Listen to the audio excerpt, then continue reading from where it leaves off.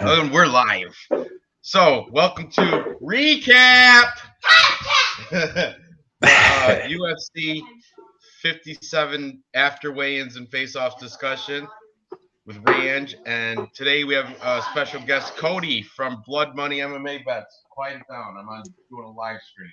Okay. Hey, what's up, Ranj? How's it going?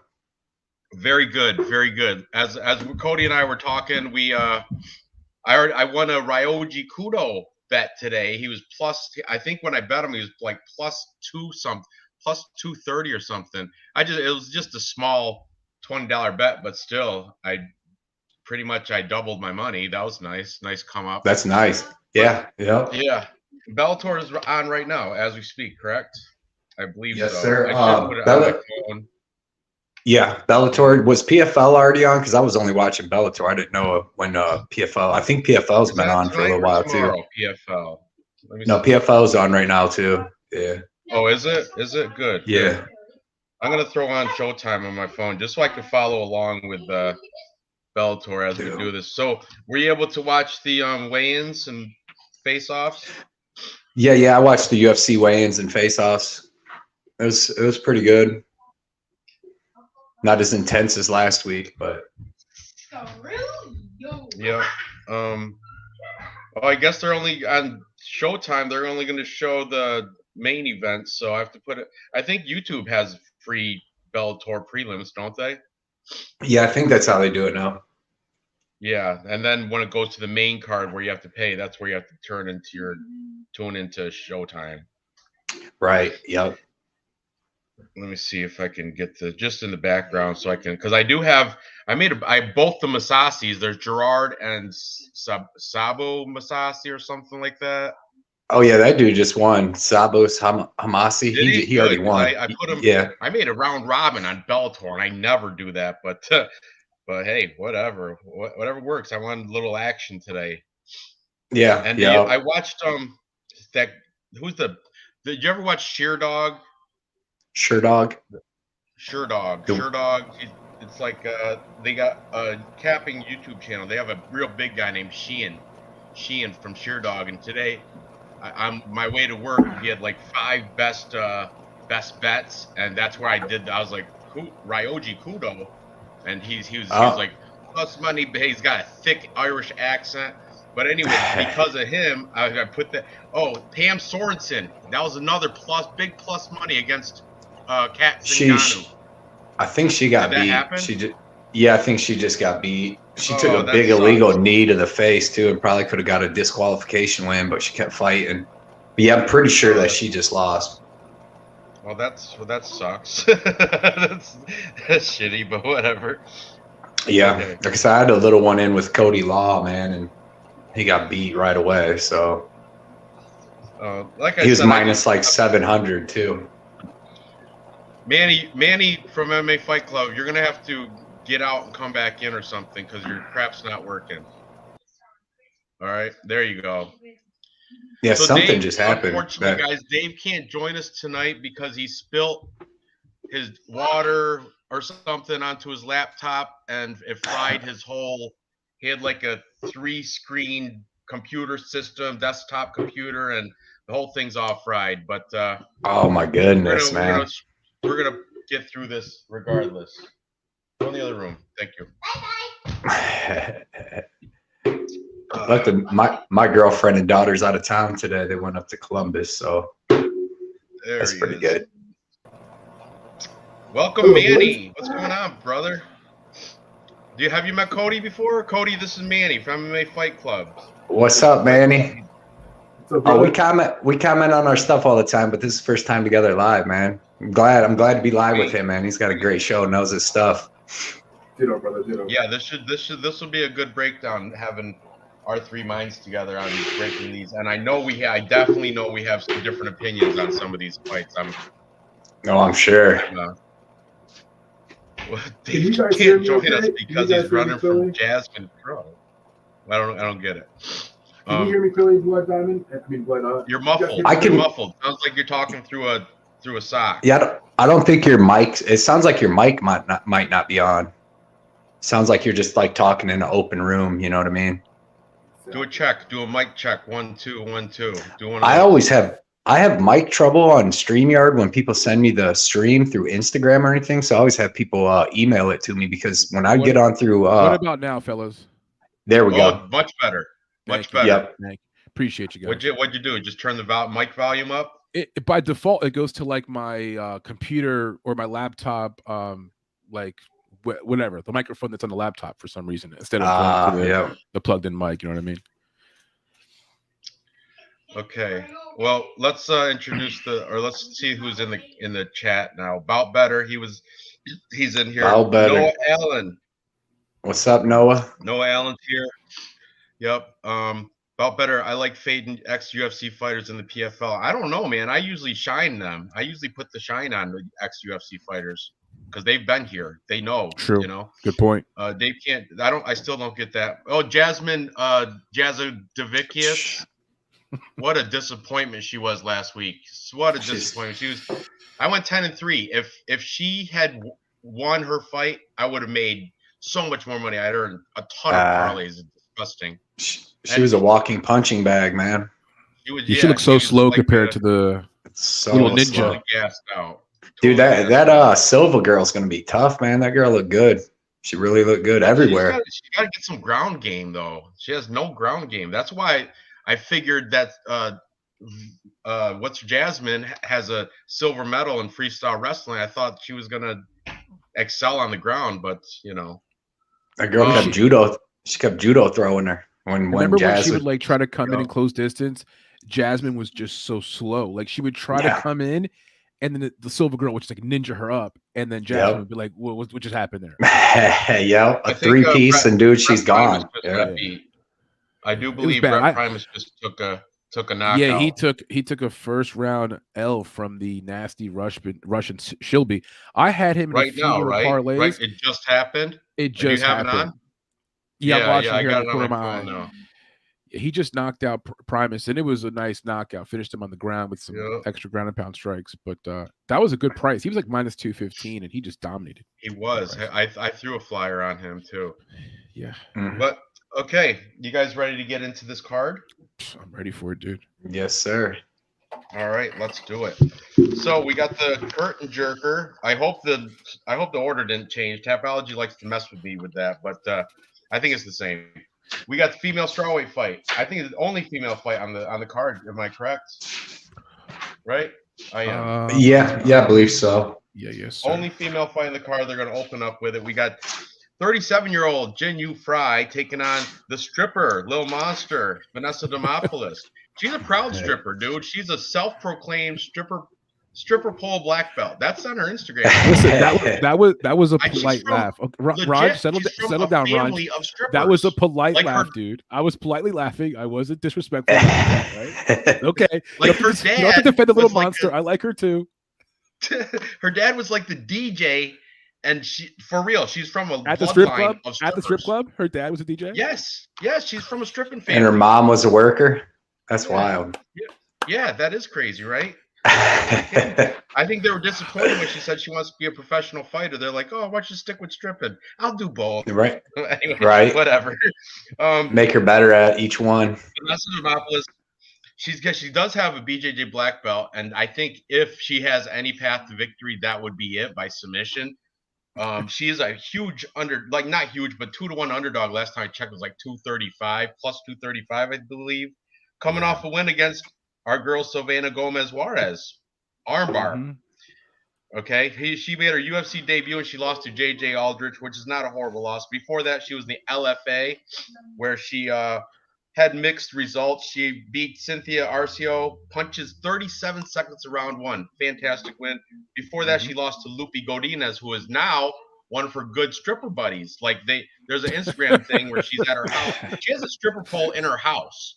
Vanessa Demopoulos, like legit in her living room, and she's committed. Instagram thing where Loopy comes in and does like a spin on it. I'm in love with a stripper.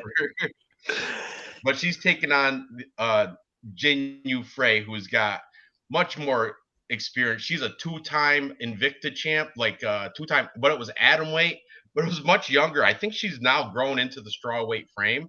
I think she's going to be much better. she's coming off wins against Ashley Yoder, Gloria DePaula. She took some losses. Loma Luke Bumi beat her. So did Kay Hansen. Kay Hansen got her in an armbar, which is kind of getting me a little nervous about the Vanessa Demopoulos. But I am on the side of Jinh Yu Frey. I think she's going to keep it on the feet, get more volume, more significant strikes. I don't know about volume, though. She doesn't throw out a lot, but I think she's going to have more significant volume up there and just win a close decision. But, man, after last week, I am so turned off of female fights. Who would have thought? Last week you got two unproven girls coming in and as plus 200 or better underdogs and winning. Who would have thought that? You know, that's why female MMA now, I'm turned off from it. What do you guys have to say about this? Cody, why don't you go first, bud? Yeah, go ahead first, buddy. On this one, I really like Jinh Yu Frey like a lot because I'm not really sold on Vanessa Demopoulos anywhere. Like I know some people's gonna look and think she's like some badass in jiu-jitsu or something like that because she got that armbar and Gomez, but that was just, you know what I mean? She kind of woke up into the armbar. Well, I like Frey. I watched the weigh-ins today. Frey, like you said, she's a former atomweight, and she's usually way littler than every opponent that she has. But she's actually got the size advantage here. It says an inch and then 3 inches of reach, inch of height, and it looked like she might even be a little more taller. I like Jinh Yu Frey's striking. I know Demopoulos, she has decent striking where she'll like dart in with punches and stuff like that.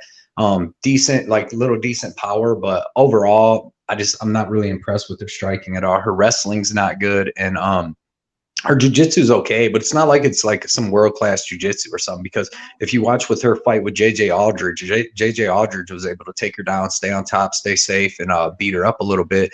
And that was another problem I saw with her, that she's willing to like play off her back, you know. And if she don't get that submission, she'll just lay there and keep getting beat up and like kind of try for stuff. But like you said in this fight, I don't even think that she's going to be able to really get the fight to the ground. Like Jinh Yu Frey has good takedown defense, especially having a size advantage. She's going to have the better striking, and I think Jinh Yu Frey wins a 3-round decision pretty easy too. Even if this fight does go to the ground, because Jinh Yu Frey's got 17 fights. Like you said, she's got championship fights, other stuff. She's only been submitted that one time by Kay Hansen, and she was winning that fight until that happened. So yeah, I'm not gonna think that she just gets armbarred every time it goes to the ground. So I'm gonna go ahead. I'm gonna take Jinh Yu Frey, and I actually parlayed her. So I parlayed with her with somebody later because I really do think it's a safe play. Like Demopoulos has an armbar chance to win. You know what I mean? Other than that, I think Frey's better everywhere. I agree with you 100%. I think Demopoulos is still like LFA type. Brandon, do not do that. Look at the face-offs. The Jinh Yu Frey is definitely the thicker. Look at her abs and her arms. She's got like more girthy, you know, physical attributes. And she's, you know, they got contrasting lifestyles. You know, Jinh Yu Frey is like a nuclear physicist or some shit. I forget exactly what it is, but she's got like a doctorate or something. She's got like real smart, like college stuff. I don't know. She's got degrees though. And it's in like nuclear medicine or something crazy like that. But it's good. Manny, should have good fight IQ then. This? Yeah, right. Yeah, you'd think. I mean, Manny, all I can say on top of that, let me just go after a few props, I guess. I agree with a lot of what you guys said. You know, you guys broke it down very well. The props I like are obviously a submission win by Vanessa Demopoulos is plus 800. You got to look at that because that's the most likely path to victory. She's going to at least chase those submissions. So whether it's close or not, she'll chase them. That's her path to victory. Now, Jinh Yu Frey to win the fight outright is minus 250-ish. By decision is minus 110. If you have a lot of confidence in her, that's probably a good spot to look at. The two spots I like the most, actually, just to kind of stay in the middle between the two fighters, not to pick a side either way. The fight starting round 3 is minus 300. That would obviously be a parlay piece. And the fight with the distance is minus 190. I mean, if you like Vanessa Demopoulos to get a submission, then you don't like that prop of the fight going the distance, but it probably goes to decision. It's a women's bout. You know what I'm saying? Right. Yeah, I agree. I'm going to check see what on Bet Online has for the. I love both of them. When I went, unfortunately, when I went to the casino this week, on Tuesday night. I had some over-unders I wanted to put in, and they didn't have any props out. Sometimes at the casino, and I wait till Tuesday night because that's usually when they always have them, and this time they didn't have them. So I wasn't able to get no over-unders, but I love them. Because Frey, I mean, I don't see Frey. Casino, Cody? Do you go like a MGM or what? It's a Caesars. It's a Caesars so casino. It is a big name. It's like one of the branch casinos. Yeah. Because when they have like a problem, they got to call to like Vegas and stuff like that. But I've been seeing your tickets, Blood. I've been seeing those tickets there. Was he just on top? Yeah. Yeah. Oh yeah, right. Yeah. He posted them on like on the gram and stuff. Yeah. Yeah. I'm liking Instagram, man. I'm almost liking Instagram more than YouTube these days. I'm starting to learn how it works. Starting to get a little better. Oh, you know who loves Instagram? Dev the Dude. Oh my God. Yeah. He floods Instagram. He has a lot of, yeah, he does. He has a lot of good picks because he does a lot of sports though, man. He bets a lot of different sports and stuff like that. He's got some funny memes too sometimes, dude. Yeah. By the way, he posted one that's hilarious. I forget what it was though. You guys remember Maurice Green, right? Maurice Green, who was on the Ultimate Fighter. Yeah. Mo Green, the knitting dude. Crochet boss. The crochet boss. There we go. Yeah. Dude, he literally he's about to fight Golsoff right now, and I promise you, I guarantee you this, he is a walking meme right now. Whatever he has done with himself, he looks homeless / complete. Like his hair is a wild mess, dude. It's an afro that's and he got that. He's got like the wonky eye, right? He's got the wonky eye. Then he also has. Then he also had a. Yeah. You know what I mean? The word Jandarova, it's like we know what the fuck. Yes. Then he's got the bullhorn, dude. He's got a bullhorn ring through his nose. Dude, what? Yeah, Maurice. Green, I'm turning here right now. If you go to Gram or Twitter, just type in Maurice Green. I'm sure they're already making memes of him. He did a whole long interview before the fight. I couldn't hear it because he's fighting. But he did like an interview, and you can see him just talking, and he looks so out of it. He does, like, yeah. He doesn't believe in haircuts, that's for sure.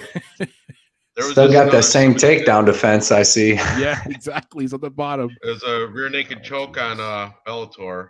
Remember, isn't he the one that got the choke on freaking John Vellante from the bottom when Vellante was like beating him up, and then he just quit. Gassed on top of he just laid and he like put him in something that wasn't even real. Yeah, I think that was Brennan. Ranj. Brennan just got the submission over Soto. He was a pretty good favorite there, dude. That Brennan, it was a good fast one too. That kid is good. The last time I watched him fight on Bellator, I think it was called like an assassin choke or something like that. Yep, it was one of the coolest chokes, dude. I've never seen anything like that. And you know, that's Chris Brennan. What's his name? What was the Brennan? What that just fought? What's that? What was the Brennan that just won? You said Lucas Brennan. Lucas. His dad was I think Chris Brennan that used to fight in the UFC and stuff like that. Was real tough. So this kid's like a second generation up and coming fighter, dude. That Brennan kid, I'm telling you, keep an eye out for him. How did he win? Submission? Yeah, rear naked choke. Dude is good on the ground. What was the last choke they gave him, Ranj? Do you know? I have no idea. I think it was like an assassin choke or something, dude. It was a crazy choke I'd never seen.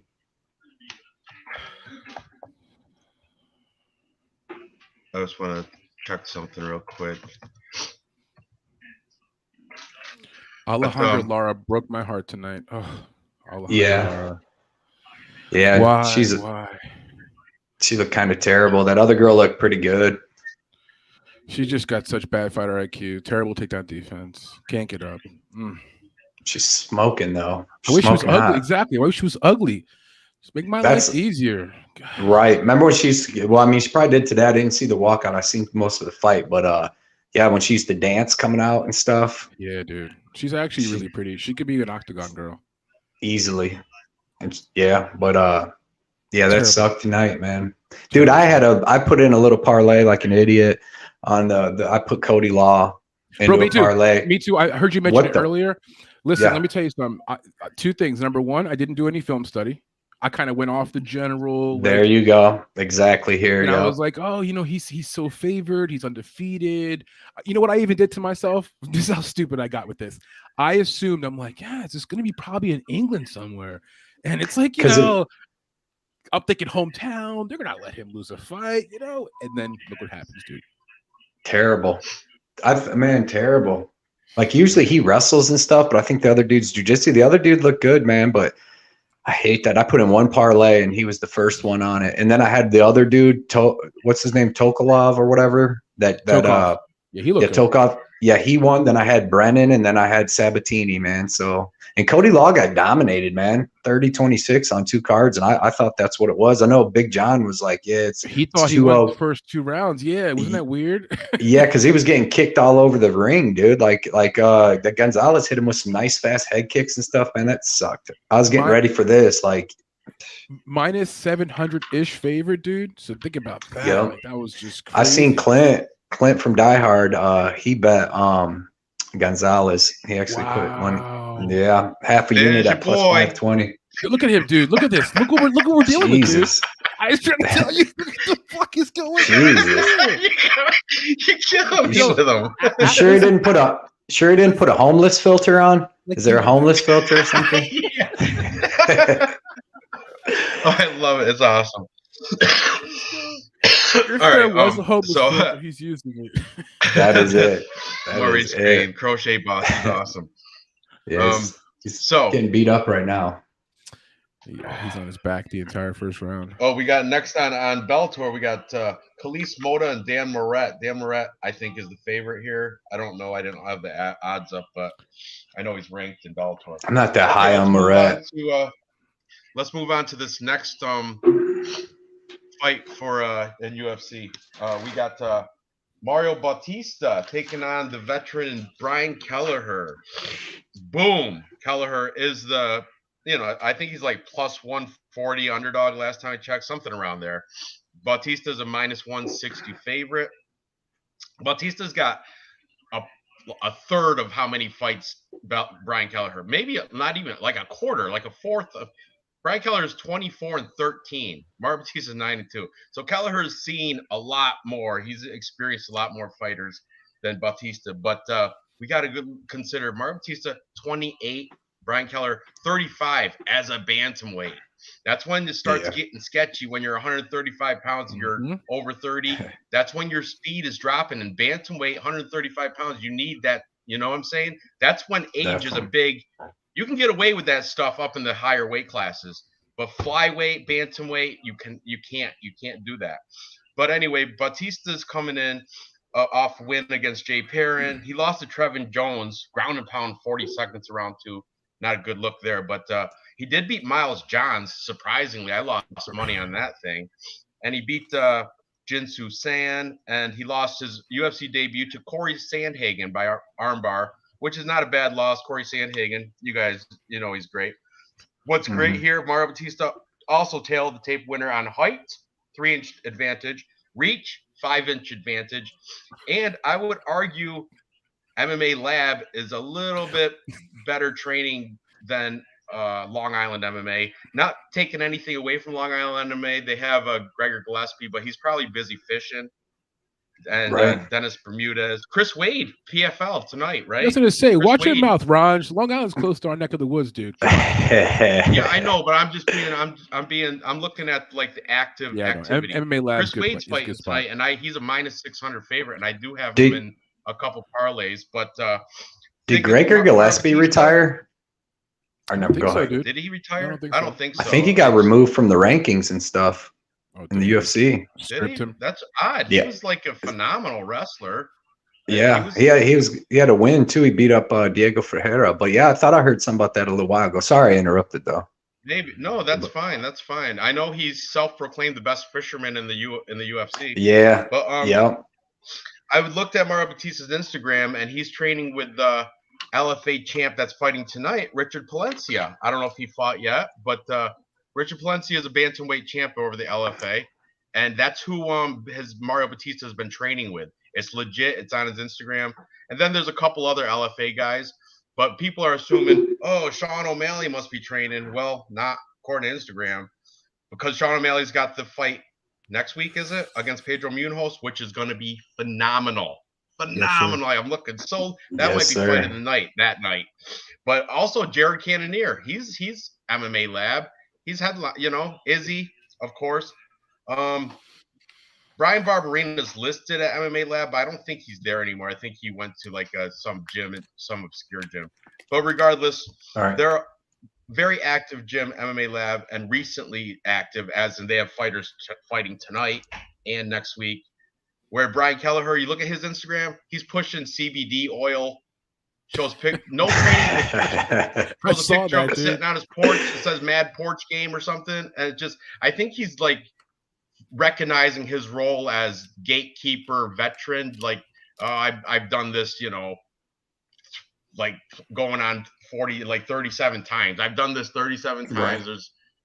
Or he's just being smooth and not showing any like what he's doing, get preparation for this. Maybe that's like a weird, you know, some people just purposely don't show the media, you know, don't show what they're working on in their game. But I'm high on Mario Batista. I don't think I think Ranj, are you watching this Bellator fight? This is a fucking war, dude.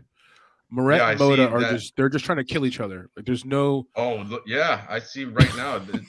They're just trying to kill each other. All sorts of flying. I'm gonna take Mota in the end of that. Moret usually gets worked in them kind of fights.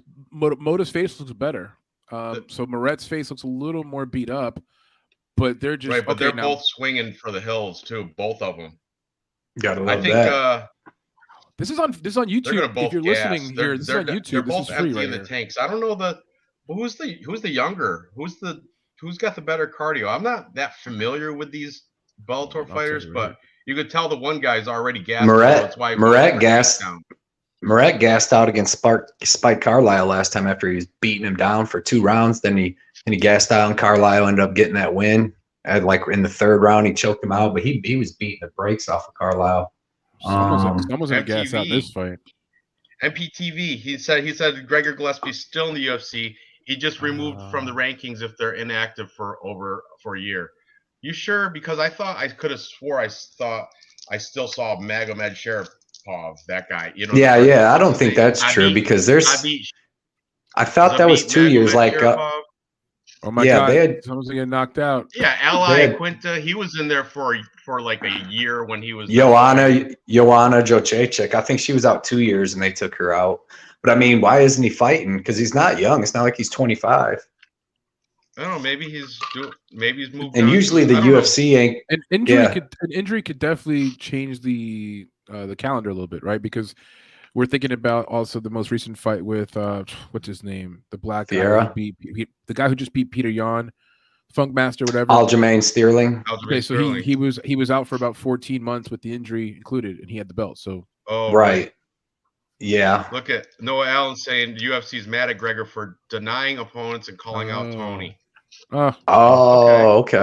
Okay. Well, UFC, they can do that. I just remember I heard something about that he had dropped out of the rankings, and I'm like, man, I wonder what the heck. Because I like him, man. He's a tough dude. Me too. He's a gamer. I'm very high in Gregor Gillespie. I think he's probably one of the best wrestlers in the UFC for sure. But go ahead and give me your spiel on Bautista versus Boone Kelleher. Cody.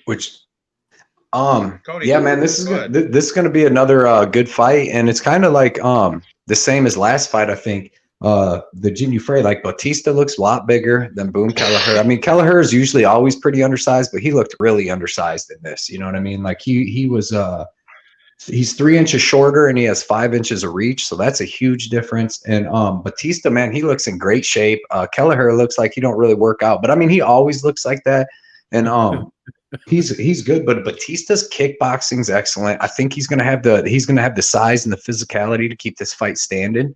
I think that he's gonna be able to use his, like, really good leg kicks. He's got really good leg kicks. He's got a really good jab. He's got a really good flying knee and stepping knee, the one like he hit Miles Johns with. But also he can throw that a lot, man. He threw it a lot in that last fight against Jay Perrine. He needs to kind of chill on that because Kelleher may be able to take him down off of that or something and get some control time.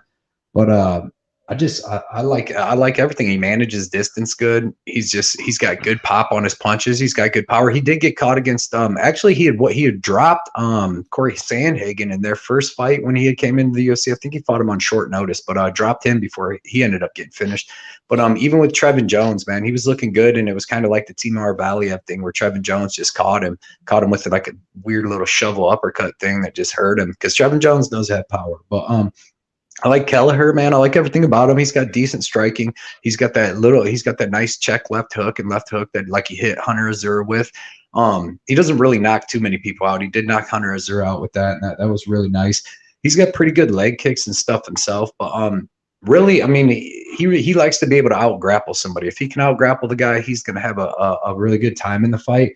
But if he does get taken down, like if Bautista does try to take him down for any reason, Kelleher has really slick submissions. He's got a really, really nice guillotine, so that's something that Bautista has to look out for. But I think this fight's going to stay standing. Pull that guillotine right out of his ass anytime. Yeah, and yeah, and I mean he's just a real well-rounded veteran, like you said, has a lot of fights. So, and he's only been knocked out one time, I believe, in his 37 fights. So I don't see Bautista knocking him out unless he hits him with one of them crazy knees. Yeah, man, I'm going to take Bautista. I'm going to take him by like a decision, and a kind of a clear decision, man. Like you said, Kelleher's older. He's smaller.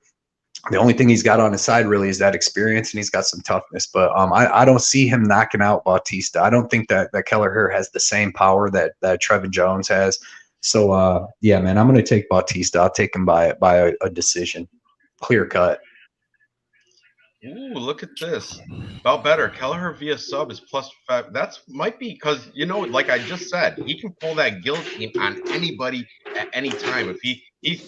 If Bautista comes in with his neck forward, you better believe Brian Kelleher is going to grasp that thing up as a veteran would. You know what I mean? So yeah, I don't know. That might be worth a little sprinkle, a little flyer at +500. Why not? You know, right. Just throwing it out there. Manny, who you got? I Long Island MMA. I actually wanted to take Kelleher earlier in the week, and after doing my own little film study and even hearing some other cappers out there, I'm on the side of Bautista. The only path to victory for Kelleher would be, scooping up a guillotine choke, which he does very well. But all the same things you guys said, I think he's aging out a little bit here. I think Bautista looks very good. I'm sure in camp they're training to defend against the guillotine and not to put himself in that situation, right? You'd hope so. The fight goes to distance, though, is -105. I think it does with the distance. The fight starting round 2 is -400. The fight starting round 3 is -165. I think Kelleher is tough enough to take a beating for at least 2 rounds. So the fight starting round 3 at -165 is not a bad spot to consider. I don't like either fighter a ton. I can see the way Kelleher wins the fight. Probably a fight where I'll probably take a prop bet instead of choosing one side. Yeah, I'm gonna see what my pick is Bautista by decision. I think it's gonna go the distance because Kelleher is very durable, and right. I think it's gonna, but it's gonna be I think Bautista is gonna definitely have more significant strikes and volume. Agreed. Kelleher might try to take it to the ground, but I think Bautista's got good. He's got good get up game. If he does get taken to the ground, he's right back up.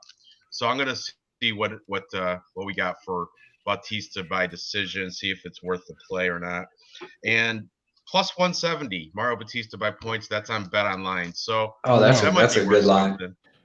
Yeah, that might be worth a little play. I actually tried to put some money for online. I was going to put in some parlays tonight for while we were talking and watching these fights, but I put money on Coinbase like through Bitcoin to put it on my bookie, and I haven't done it for so long that they're making me wait like 5 days. So. Oh yeah, Coinbase will do that for you just to check your credentials and all that. But it's like I've already done it through Coinbase so many times, like a couple times anyways, enough. Yeah, I got an instant deposit, right. Instant weekly deposit to Coinbase. It goes right to Bitcoin. I just write directly out of my bank account once a week. So bout better. I agree with you. I'm off this bout a little bit too. That's why I'm trying to find a prop that puts me in the middle. I think the fight does go some distance. At least we get to round 2.5 to 3. I agree. But I agree.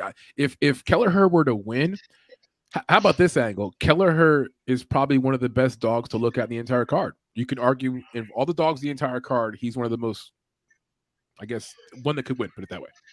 Right. Possibly. Where the next fight, I'm going to take the dog. But But yeah, he's live, dog. I'm just telling you. I have Bautista at 135. You can't. You just gotta right, go with because speed and reflexes are the first thing to go over that strength, like you said, with the higher weight guys. So yeah, I'm with you. Boom's good, but I mean, it's not like even at 35, it's not like he was ever, you know what I mean, like top 5 or something. He's always just been a good fighter, well-rounded, tough dude. He just ain't got all the physical advantages, you know what I mean? And as you get older, you got the experience, but and one who I used to always get him confused with is the Guitar Hero Justin James. I used to get those. Oh yeah, a lot. I don't even, because they're both like the same like, you know, middling type. Neither one of them's ever going to be a top 15 guy, but they're both the same. Decent. They can still get wins here and there, you know. So, but anyway, let's move on to the next one. We got the most hated guy on this card, Cody Durden, taking on JP Buys, which is the most sympathetic guy on this card. Everybody always, oh, poor JP, you know, you guys all that poor JP. But I looked at JP's Instagram. I don't know if he's over it, man. He's still got a picture of Cheyenne way deep in his Instagram post, that's not recently, but there's one back there when he took his loss to Montel Jackson, which is his last fight. He has a picture and it says like took a tough one, but that, in his defense, that was up a weight class on like 3 days notice. He didn't even look that bad in that. He didn't even look that bad in that fight. He held his own. That's why be careful. JP Buys, he might do something here. He's just like, and his UFC debut, Bruno Silva's a beast.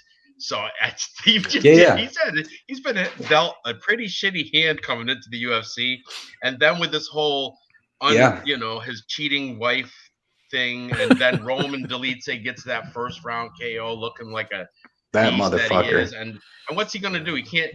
Roman Dolidze is a middleweight. JP Buys is a flyweight. What's he? What's he gonna do? He can't. Better go get you a buddy or a bat. Exactly. Roman Dolidze is a big dude, man.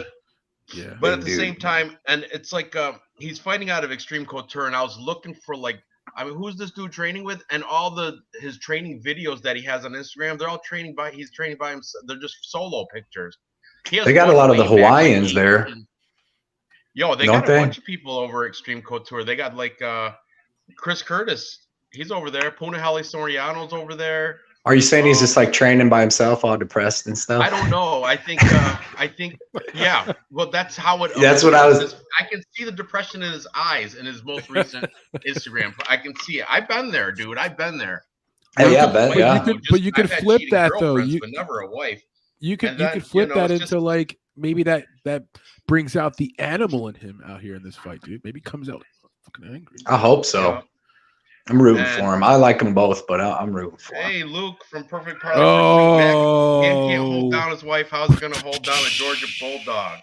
Absolutely. And Cody Durden, let's talk about him. He is a legit Georgia Bulldog. The dude got, he had a scholarship to go to West Point, but he couldn't go because he had a kid. And he manned up and didn't go to college. He went and got a construction job to pay for his new baby. And that is manning up. I don't care, that you got to give him credit for taking responsibility. When he had a full ride to go to West Point to wrestle, because he was a high school standout. He never won the state championships, but he brought his team to the state championships like 3 times. His record, I think, was when he graduated, his record was like 136-30 or something like that. It was a very, very good record, over 100 wins. Cody Durden does have that wrestling. JP Buys in the same right, though. South African. He's like got international wrestling accolades. You know what I'm saying? So it's going to be interesting on who's the better wrestler. But I always go for the American over African or European wrestlers. You got to take the American wrestling. Watch the Olympics. Who always, you know what I'm saying? But Cody Durden, he did take that loss in England, in London, to Mohamed Mokaev, and I wish Mokaev said, I sent him back from where he came from. I wish he said that after he won, because that's if he would have said that, I wouldn't have took that as racist, though. You know what I mean? How they say like what Durden said, he's like send him back to China. Like, didn't Derek Lewis say something like that when he knocked Volkov out? When you like you know, when you got the adrenaline pumping and stuff, right? You just talk like you would, like you're talking to your buddies, right? You know, yeah. And then you get I just throw it to the side. I don't think Cody Durden's outright racist. He's just a redneck. He's just Georgia. Right. You know what I'm saying? There's nothing. I don't think he's personally hates Chinese people or anything. But he did. That was he did beat Archie Lang and unanimous decision. I guess that's a pretty good victory. Coming off definitely. Coming off a flying triangle submission to Jimmy Flick, who then retired after that. You know, Jimmy Flick left the UFC after that. I'd be pissed. Triangle, and flying submissions are fantastic to watch. But Cody Durden's had a mixed career. He had that draw against Chris Gutierrez before that, and before that that was a UFC debut, that draw. And before that, he was in the NFC, which is Georgia regional scene, where he was a champ, and he beat John Sweeney TKO round 1. Cody Durden, he was ATT Atlanta, but for this camp, he went to the big school down in Coconut Creek, the real ATT, and in his Instagram, legit wrestling or training with Juan Porta, Tony Gravely, Douglas Lima, and Bellator fighter Danny Sabatello. Isn't he on this card? Yeah, he's fighting tonight. Sabatello, Leandro Higo. Yeah. Did he fight yet? No, it's like the co-main event or something. Yeah. Yeah. That's what sucks, man. I had him in my parlay. Cody Durden, and I saw the Instagram post with those, guys in the post. So he's definitely putting it in. Where JP Bays, his post, you can see Chris Curtis in the background of one of them, but you don't see. It's just shadow boxing. You don't see any like legit training, and you just see his sad eyes. I feel bad. His sad eyes. Yeah. Let me ask you, Ranj, are they beady? No, they're not beady like Tony Kelly eyes. They're not Tony Kelly beady too close together eyes. But they are sad. I could see it. He's got the sad eyes. He's got like a black and white pose picture, and I'm like, man, look, you can see that guy's one tear coming down his left cheek. This one. I'm like, dang, man. But this is and Cody Durden. I think he's underdog, isn't he? He's like it's like even money. I think it keeps going back and forth of like JP buys -120 to -110 to like both -110 or -115. Right. But I think who was the favorite? Cody Durden started the favorite though. I'm pretty sure one of them started a decent favorite. It just kept going down. Yeah. Like Carl. Yeah. Yep.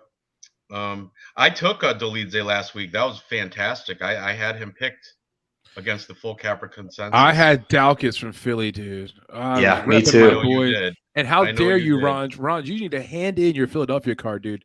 You are never allowed back anywhere within 30 miles. I knew Dawkins. What I tell you that you put bad juju on him, Ranch. Yeah, dude, you're done. Dawkins is messing around. No wrestling experience in high school. He's messing around with his brother in his basement after watching UFC and WEC fights down with Chris. Dawkins used to weigh 260 pounds one time. Right. Gotta give him that. But and I told you that on the same thing. Dolidze, when Doc was messing around his basement, Dolidze's winning ADCC grappling tournaments over in Asia. Yeah, we know what Dolidze's doing in his basement. Oh yeah, that's where he's keeping a Cheyenne. Oh, now JP's got 2 tiers, Manny. Now he's got 2 tiers coming down, man.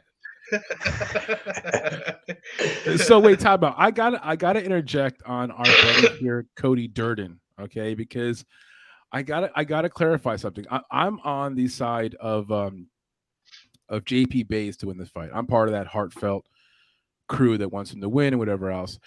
The fight not going to decision is -110. I think there's going to be some violence, and Cody Durden has displayed some bad cardio in the past. I see JP Bays finishing the fight at +250, either by submission or TKO. And here's my shtick on Cody Durden. I want to be a good dad, so I'm not going to go to college. I wrestled at state finals in Georgia guy. I thought Cody Saptic kind of talked about it a little bit on the Dogger Pass show, where he clarified that the guy did not win a state final. He did not win a state championship. No, some people had mentioned he didn't win. He went. He went to it one year. It was mentioned on a broadcast. That's why. So a prior broadcast has said he was a state champion in Georgia, and so people kind of. But he has that USA wrestling tattoo on his back shoulder as well. He does. He does have that, and he has some wrestling credentials. But here's the thing, though: when he went up against his last opponent, he got completely severely out wrestled. It came out after the fight that Mokaev had a broken hand going into the fight. So Mokaev, who's like 22 years old, went in there, out wrestled a guy who supposedly can wrestle. So I'm just not buying the Cody Durden stuff. I think the guy now Mokaev, though, he's a Dagestani, and he's like he's known for wrestling. He is, but still very young. And you think of Cody Durden, it was an early first round finish. I'm just not sold on Durden. I think JP Bays wins. Plus, he had jet lag. It was in London. That's when Mokaev lives in London. He got hit. Fly over the pond. Durden got hit with a flying knee though that dropped him and rocked him though. That's correct. Yeah, he got that Makiev dude's tough. I'm with you. I'm with Manny. I actually picked JP Buys too. I think Cody Durden's good. I think JP Buys is good. Like this is like a good fight for him because, like you said, when JP Buys came in, he fought Bruno Silva, which ain't a good fight because JP Buys is a wrestler himself, and Bruno Silva was like an Olympic hopeful, and he's got hands. So that was just a bad matchup. Then, like you said, he took that late notice fight against Montel Jackson, and that's what's making me pick. Because Cheyenne, that was the same time Cheyenne was crying to Dana about I'm falling behind on my bills. Needed money. Fight. Right. Remember that? So JP, like, I'll be your husband. I'll take any fight, and then okay, take this one against the biggest guy in the 135. Right. On 3 days' notice. And then she left his ass. Right. Yeah. I know. She's like, you should have won that. Maybe Montel is the one that broke up that relationship. If he would have got that win. But with Buys though, man, his submissions, like their wrestling might be kind of even. Maybe even Durden might have a little bit better wrestling. I don't know. We'll have to see. But I think that Buys has better jiu-jitsu than Durden, in my opinion. Like they both got good jiu-jitsu. Stand up. Yeah, striking. Cody Durden has no cardio, so if it gets anywhere past round 1.5, basically, it's gonna be like half a Durden for the rest of the way. I think some of the submissions, like what made me pick Buys, I didn't bet or nothing, but some of the submissions that he was catching Montel Jackson in, and almost getting him, I think them would put Cody Durden out. So. Because Montel Jackson even has them big old hands. They say he's got hands as big as like Brock Lesnar. So he was able to get out, but he was in a couple of like good guillotines. I think maybe even a rear naked choke or something too. So, I'm gonna take JP Buys. It's a pick 'em for a reason because it's gonna be both dudes are pretty much. It seems like the same skill level everywhere. They're the same size. They're the exact same size. Besides, Buys is 2 inches shorter. Yeah, but Buys also look at the face-offs. He's got thicker chest and back. See the width in his back? Your girl's back, dude. Ranj, your girl is right there. I know, dude. my holler head girl with the phone. I love her. Yeah, well, I always think, who is that? I think she might be. I don't know. She's just a media girl, but I think she might be like maybe gay. She had. I think she's doing stuff for that UFC, dude. When they have them, when they do their face off, and you can actually hear them talking crap. Because man, she's got the best seat in the house every week. And Instagram, they replay the real close up. Sometimes you see on IG the real close up face offs. They're coming. Was that the same girl that used to watch them when they would weigh in? She was like looking them up and down. You remember that? Is that the same girl or no? I don't know. Might be. I don't think so. I think that girl's prettier than this one. But I like this girl Give me she's like a 7 on a scale of 1 to 10. She's obtainable at the bar. That's why I like her. Right. Anyway, I have JP Buys, and by first round sub, I was going to bet the under actually, but the over under wasn't out. So. I just don't see how Cody Durden goes 3 full rounds. I know he did that in a recent fight, and these dudes are going to be going hard. I think so, man. Scrambles, wrestling, all that. I feel like it anyway. It's another fight where you're going to have people on both sides. So you may. Noah was saying he won the Dana White Contender Series by doctor stoppage submission. That's interesting. What? I didn't know that. I did not know that. It says he beat Jacob Silva by guillotine, round 1. That's a lot of stuff. I don't know how you can get stopped by a doctor. No, that's you can't have what did the doctor pull him off? That's a mix up of yeah. Anyway, doctor was like, call it off. He was in like a guillotine. The doctor threw the white towel in or whatever. Dirty Red, give me Durden via spamming takedowns. The fact that he fought Mokaev last fight is, definitely got to be easier than Mokaev. Mokaev's dude. Yeah, that kid, he's gonna rise up. Man, listen, JP Bays was 12th at Worlds, right? JP Bays was 12th at Worlds in wrestling. That's way better than what Durden's doing. The planet. That's also freestyle wrestling. That's not folk style. Yeah, but Durden was second best in Georgia, so that dude's like 12th in the planet. That's a big difference. I know it's different style wrestling, but I would say wrestling credentials edge towards JP Bays. It's gonna be good scrambles and stuff, but I think that Baez catches him in a guillotine or something, dude. I really do. I think that after the fight, Ranj, the ref messed it up. Listen, you know you want, and you know what? He might be right. Tinfoil hat. Hey, so listen to this. So, check this out. So what if Cody Durden beats JP Baez and goes, send your ass back to South Africa? Would that be? He got citizenship for marrying Cheyenne Bays. But it still be appropriate though. You know what? That could be revoked. That could because they're not married no more. Right? What if they sent him back because they got split up? So not only did she cheat on him, but now he's like got to go back to. Yeah. No, I think he's legit. I hope he wins then. He needs a win. He needs a win in life, bro. So I'm rooting for him. Here's what I think happens. I think otherwise he's gonna eat a bullet. I think he wins the fight. He wins the fight. Post-fight interview, just starts throwing daggers at Cheyenne Vlismas. Just comes out, start. Or it comes out like balling. Maybe Ranji's like gets a crying fight against a female. Loses and JP Bays starts dating whoever beats her. What if he wins and then he goes and grabs a round girl, a ring girl, and just starts making out with her? He's like, fuck yeah. What if he just loses his shit? I want him to. I want to see him win. I want to see him win. I do too. I'm rooting for the kid, man. I really am. Maybe he'll start dating Vanessa Demopoulos. Even though Cody Durden has my favorite name on earth, because you see, I got my Tyler Durden picture, and then my name's Cody, so Cody Durden, and I love Fight Club's my favorite movie. So, oh man, Cody Durden, great ending. Look, I take Cheyenne over JP in a fight. Oh damn! Oh no, man! Brandon, this man just takes L's all across social. Huh? What if? Yeah, that's why he needs this win, man. Cheyenne, you're taking everything I work for, motherfucker. He gets fight of the night, gets like $100,000 this fight or something. She'll be Delete. They probably got paid good too, I'm sure. I hear you. Everybody that was like 8 knockouts and everybody or 8 finishes or something, and everybody with the finish got the 50G. Dirty Reg, I would just challenge you to really figure out who's the better wrestler, and I'm not sure who that is. I think it's JP. I think Cody's wrestling is okay, so I think that's why we keep mentioning it. I think JP will out wrestle him in this matchup. I don't know. What is that? Are them pork chops? Is Dirty Red's picture of pork chops? I just turned it on my TV, so it was real big. I'm like, what is that? I think that's roast beef. Is it? I love pork chops. Look at me. Now I'm hungry.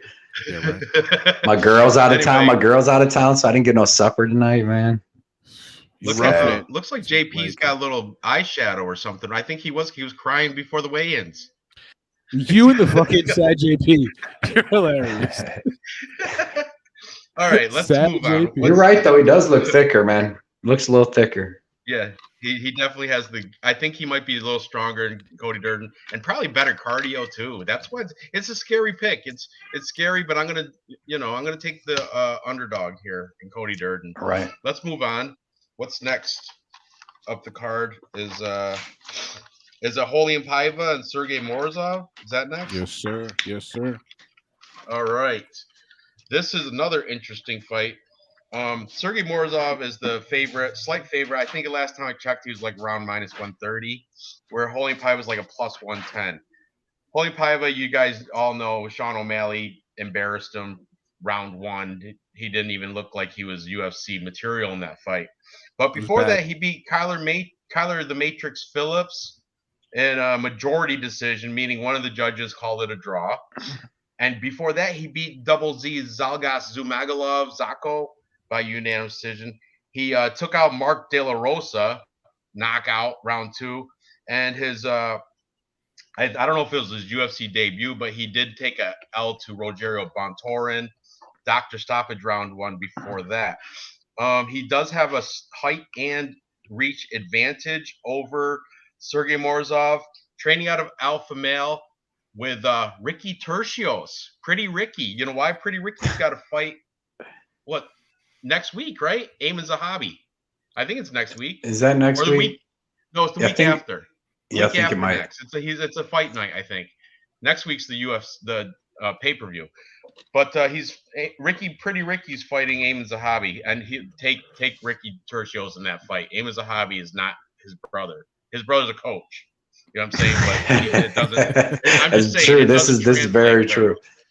Right. It doesn't translate well. Aim Zahabi is just, he's got the name. That's about it. He's not that great. Thanks. Sergey Morozov, he's coming in off a loss to Douglas Silva de Andrade by rear naked choke, round 2, which you know what? Of his 5 fights, I'm not 100%, but I want to say like 4 of those are by submission, which is scary. Before that, he beat Khalid Taha, unanimous decision. He lost to Umar Nurmagomedov, which we'll be talking about later. Rear naked choke again. He beat Josh Reddinghouse in M1 challenge before that, and you know he trains out of the Erkin Kush. What you smoking on? Some of that Kush, Erkin Kush. But I don't know. His Instagram is kind of mystery. You don't know because it's not. You know, he's not like one of those Instagram, you know, he's not a media whore or anything like that. So I have no idea who he's training with. But Morozov does come in as a little favorite, and you got to think he's got the V at the end of his name. And so you got to think he's got that wrestling, I would imagine. I'm not comfortable on this fight, but I am leaning on the side of Morozov. But Julian Paiva, I think he might be live as a dog. Might take it. I don't know. What do you guys? You guys got to help me out on this one. Go first, Cody. Yeah, this fight's lying close, and it's going to be a close fight. I think it's going to really come down to the stand-up because Morozov has good wrestling and he's got pretty good jiu-jitsu, but Paiva is a black belt in jiu-jitsu himself. So, I mean, and he's got really good scrambles. Like in his Bontorin fight, I actually had bet Bontorin, and I know it only went a couple minutes, but in them couple minutes, like Bontorin took him down like 2 times, and Paiva kept getting back up real quick, and I'm like, oh, shit, man, he's going to keep – and then Bontorin hit him with a knee that split him open. That's why the doctor stoppage. Yep. But like it was going to be a good fight, man. Paiva is tough. You seen him against Kyler Phillips getting beat up. He got beat up, survived that first round, came back, showed great cardio, showed good wrestling himself, great scrambles. Kyler Phillips took him down like 3 or 4 times. He was able to get up or reverse it. He's good. He's a pretty good all around fighter. He can be low output at times too. But I don't know. I really like him. I think he's well rounded, good cardio. He's tough and gritty. And he throws in combos too. When he starts going, he lets go with his hands. He'll throw in combos, likes to end with a leg kick. And Morozov, man, this guy's good too. Super well-rounded, good jiu-jitsu, good wrestling, and good striking. You seen his striking looked really good against Douglas Andrade in that first round. He was beating him up, but he just couldn't get him out of there, and he kind of gassed out a little bit. I think this fight is going to be really, really close. It should really just be a pick 'em. I think the Morozov's a slight favorite because he's probably going to have the better wrestling. But like I said, I don't know how much. Like he's not just going to take Paiva down and hold him down. So it'll be a striking match, and I think it's going to be pretty even. I'm going to take Morozov just for the fact that if it does get like hairy, he can shoot for the takedown. Where if Paiva gets hurt, he's not going to really. I don't know if he'll be able to hit the takedown on Morozov. But give me Morozov in like a gritty, crazy split decision fight, man. Because like I said, Paiva is tough. He'll stay in there. He's not going to get choked out, and I don't really see him get knocked out. I know O'Malley knocked him out, but other than that, he's looked durable in his fights, even with the shots he took from Kyler Phillips. So give me Morozov in like a gritty I have no bets on this fight. Yeah, you know what? I thought you were going to tell me you thought Paiva was your pick because I understand where you're coming from, man. It's going to be really close. It's going to be a good fight. I was back and forth on it, man, and that's why I have no good lean. I think it should be a 50-50 fight because I don't know how to be confident on either side, really. So to me, splitting hairs, I believe Paiva is coming up a little bit in weight for this fight. I think if you combine that with Morozov being the better wrestler, even when he takes him down, I think Paiva does get back up, but it's going to be harder for him to get back up. So control time might be a deciding factor in this fight. Right. I also see the fight going past round 2. So I like the fight starting round 3. That prop is minus 225.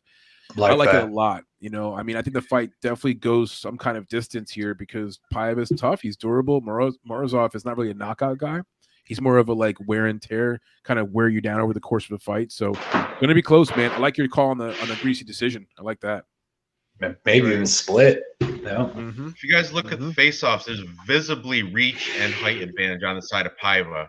But then you got the look like girth, like strength. Look at Morozov, his thickness. Girth. Paiva looks like a tall drink girth. of water. Yeah, you can't use that. Girth. He's girthy. He says it all the time too. He loves that word. Thickness. That's even better, Ranj. Thickness. Yeah. Whatever. He's drinking his milk. Are you trying to tell me he's drinking his milk? He's eating his protein. Anyway, he just seems like the more filled out guy but Paiva does have, if he can, how's their striking, you guys? We keep talking about they're going to go to wrestling, but can Paiva or Morozov? I mean, I don't know who's the better. I would give the power to Morozov, and Paiva. I would say he throws more because usually when he throws punches, man, he likes to throw 3-4 punch combos and stay in the pocket. So I think he's going to have a little more output than Morozov. But it's like Manny said, in the end, I think it comes down to him being the favorite because he's probably going to get the takedowns. And even like Manny said, even if he don't hold him down, it's going to look, you know what I mean? If it's a close round, he lands a takedown with 35 seconds left, gets a little control, it'll probably sway the judges. So, but no confidence in anything. I like the over. Yeah, what's the over under in this one? Like the line? I think it's a minus 170 for the over 2.5. And plus 140 for under 2.5. That was what I wrote when I like that spot. Show. I mean, I believe. And by the way, the Capper comparison show, just so you know, a full Capper consensus on Sergey Morozov. No, not at anybody. Really, that's a shame because I think Paiva does have a chance to win the fight. I'm a little shocked by that. I mean, other Cappers that weren't on the show have. I think like MMA prediction guru might have picked Paiva. There's some Cappers out there that did take Holy and Paiva, but. I think everybody on the show that I did, everybody was on Morozov to win. And I think that the recency, that Sean O'Malley fight, Sean O'Malley made him look like he shouldn't even be in the UFC, to be honest with you. I was so disappointed because I was rooting for him because that was in the media day, Cody Garbrandt was saying, oh, I think my boy Paiva is going to piece you up. That Cody Garbrandt looked like crap too, getting knocked out like but that was the same card, you know what I'm saying? And all the shit talk on media day, I was kind of low key rooting for Paiva, but even though I knew he was going to lose, but I thought he was going to put up a better fight against Sean O'Malley. I'm thinking Pedro Munoz. I think next week. I can't wait. It's going to be such a good fight. Yeah, that's going to be a really good fight. Another thing with this fight though is that we didn't talk about is Paiva is going to be 2 inches taller with 2.5 inches of reach. It kind of don't look. Maybe Morozov has shoes on there. But he says he's got 2.5 inches of reach on him and 2 inches of height, so that'll help in the striking. You can tell the arm length from shoulder. Definitely longer. Definitely. Noah Allen saying X Factor, close round, Paiva gets favored. He is alpha male. That's another thing. Alpha male trains wrestling. They train, they teach wrestling. So they do. You know, that's why I don't know if Morozov's wrestling is going to translate that well against Paiva. He might low-key have. That's a good point. You said he's a black belt. Who's Morozov trained with though? Yeah. Paiva is a black belt. Yeah. Jiu-jitsu. Who's more? Zalgas, who Paiva beat Zalgas. That's the only person I know that goes to Erkin Kush. Zalgas. That was debatable. Zumagulov. I had Master Z on DraftKings in that fight, and he won that fight against Paiva. But they gave it to Paiva somehow. I thought he won. But that dude's a tough fight usually for most people. Plus, I think Manny said it too. Paiva used to fight at 125. So did Morozov ever fight at 125, or is he a career 135 guy? Do you know? I don't believe he's fought at 125 anytime recently. If he ever did, he's been at this weight class for a little while. So Right. Yeah, he's more adjusted to this. I also he looks a little thicker. He does. And girth. If Paiva keeps the fight on the feet and like girthier, if he maintains some distance, that's that's the path to victory for 2 rounds at least, right? Right. And it's going to be grimy, dude. This is going to be. These dudes are real even. I think they're really even.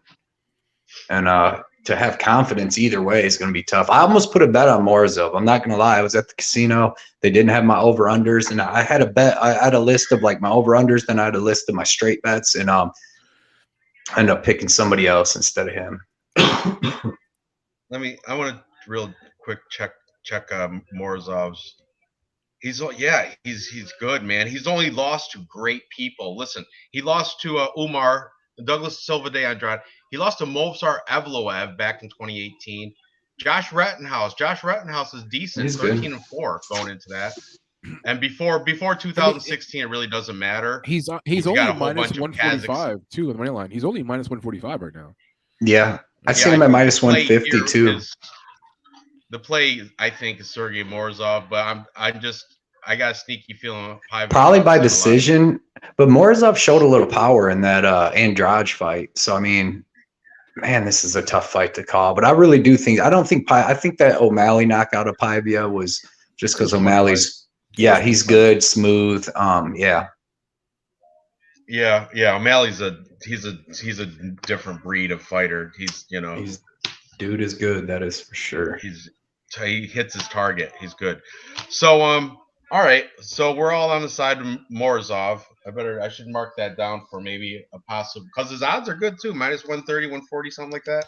That might make our 3-leg parlay at the end of the show. That's what I'm saying. I mean, there's a lot of value there, and if he controls Paiva for most of the fight, afterwards you're gonna think about thinking I should have probably plugged that into a parlay or something, because there's a lot of value there.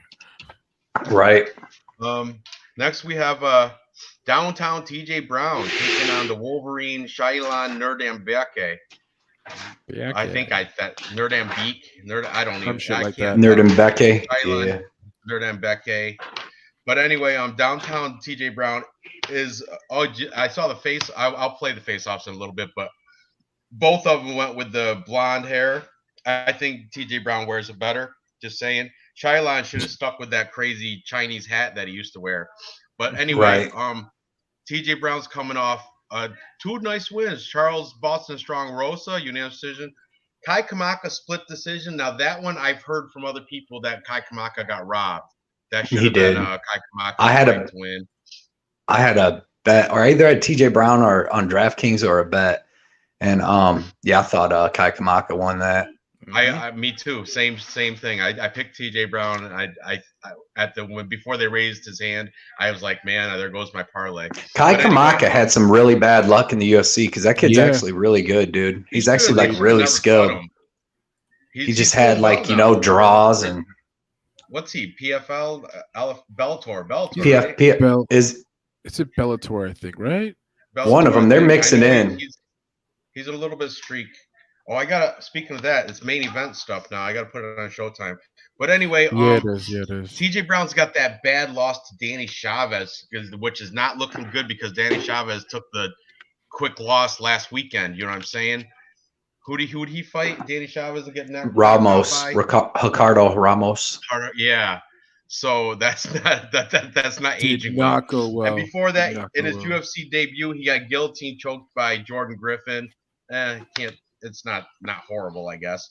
Now this guy's been fighting or training.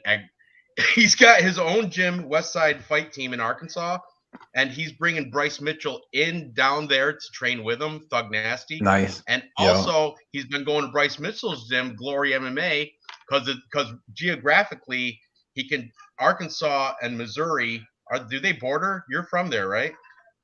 What, Cody? That's where what's his name trains out of? He trains out of Glory. Yeah, Bryce Mitchell, Glory MMA. Okay. But Bryce Mitchell lives in Arkansas. You know who he trains with? He trains with Arkansas NCAA wrestling team.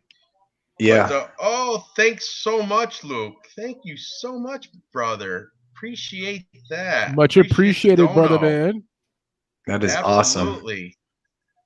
What do you say? This said Triple P certified picks are 82% this year of the show. Here's one TJ Brown that their Triple P certified pick is TJ Brown against Shailan Dirty MBK.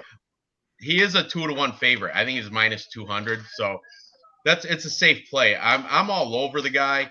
Shailan Nerdembeki, he's coming off a win against Sean Soriano, but that's not a lot of people beat. Sean Soriano's good for one round, then after that, anybody can beat him. I like to see Sean Soriano against like Sam Alvey, something like that, where Sam Alvey's a different weight class, but I'm just saying somebody that's always, gasses out themselves. Always accustomed to losing. TJ Minner, him and TJ Minner would put on a good fight. Derek Minner? Derek Minner. Yeah, TJ Laramie. I keep getting them dudes' Derek names Minner mixed also up. Glory MMA. Glory MMA got a good round in him.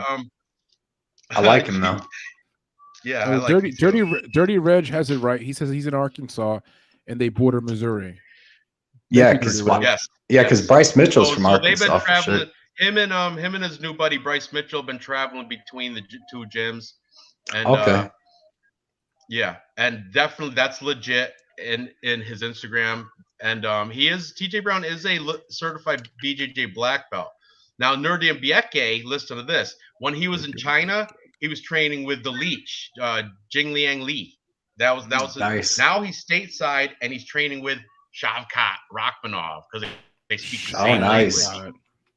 At Sanford MMA with Henry Hooft. Man, Sanford's a bad place. Yeah, so that's one really good thing he's got going for him. But aside from that and the cool hat, which he's not even wearing anymore, now he's got the blonde hair. Aside from that, I'm all over TJ Brown here. I lock it in. I'm very confident with this. Go ahead. One of you guys take it over. I'm going to try to pull up the Go ahead, Cody. You can take it first, homie. Yeah, man.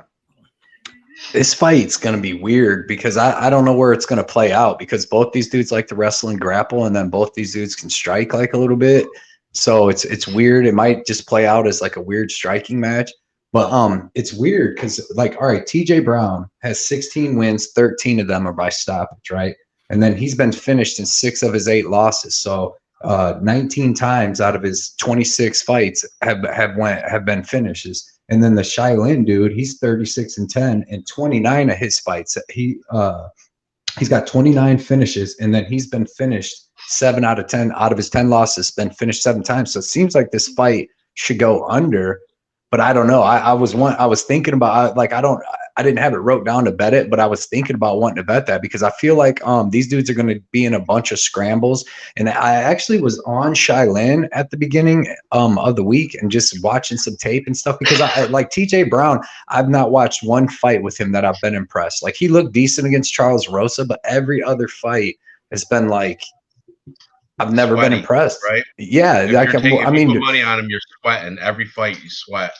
Yeah, because he doesn't use the greatest fight IQ. And like I said, both these dudes are going to be, I think this is going to be like wrestling and scrambling and like just a greasy fight. And I think one of these dudes is going to hit a submission. And then the more I thought about it, because I rewatched the TJ Brown versus Charles Rosa fight, man, and he had Charles Rosa in some real deep submissions. And I feel like if he can do that, get any of them on this Shailin, he'll be able to get the submission. But he could also give up a submission, give up his back or something, because the Shailin dude, like I said, he's got 29 finishes, 13 subs, and 16 KOs. So yeah, but look at the stat that Perfect Parlay Pursuit put up. TJ Brown, 10 of his 16 wins by submission. Shailin, 5 of his 10 losses by submission. And thank you. Right. Submission. The prop is plus 330. How many times has TJ Brown been submitted though?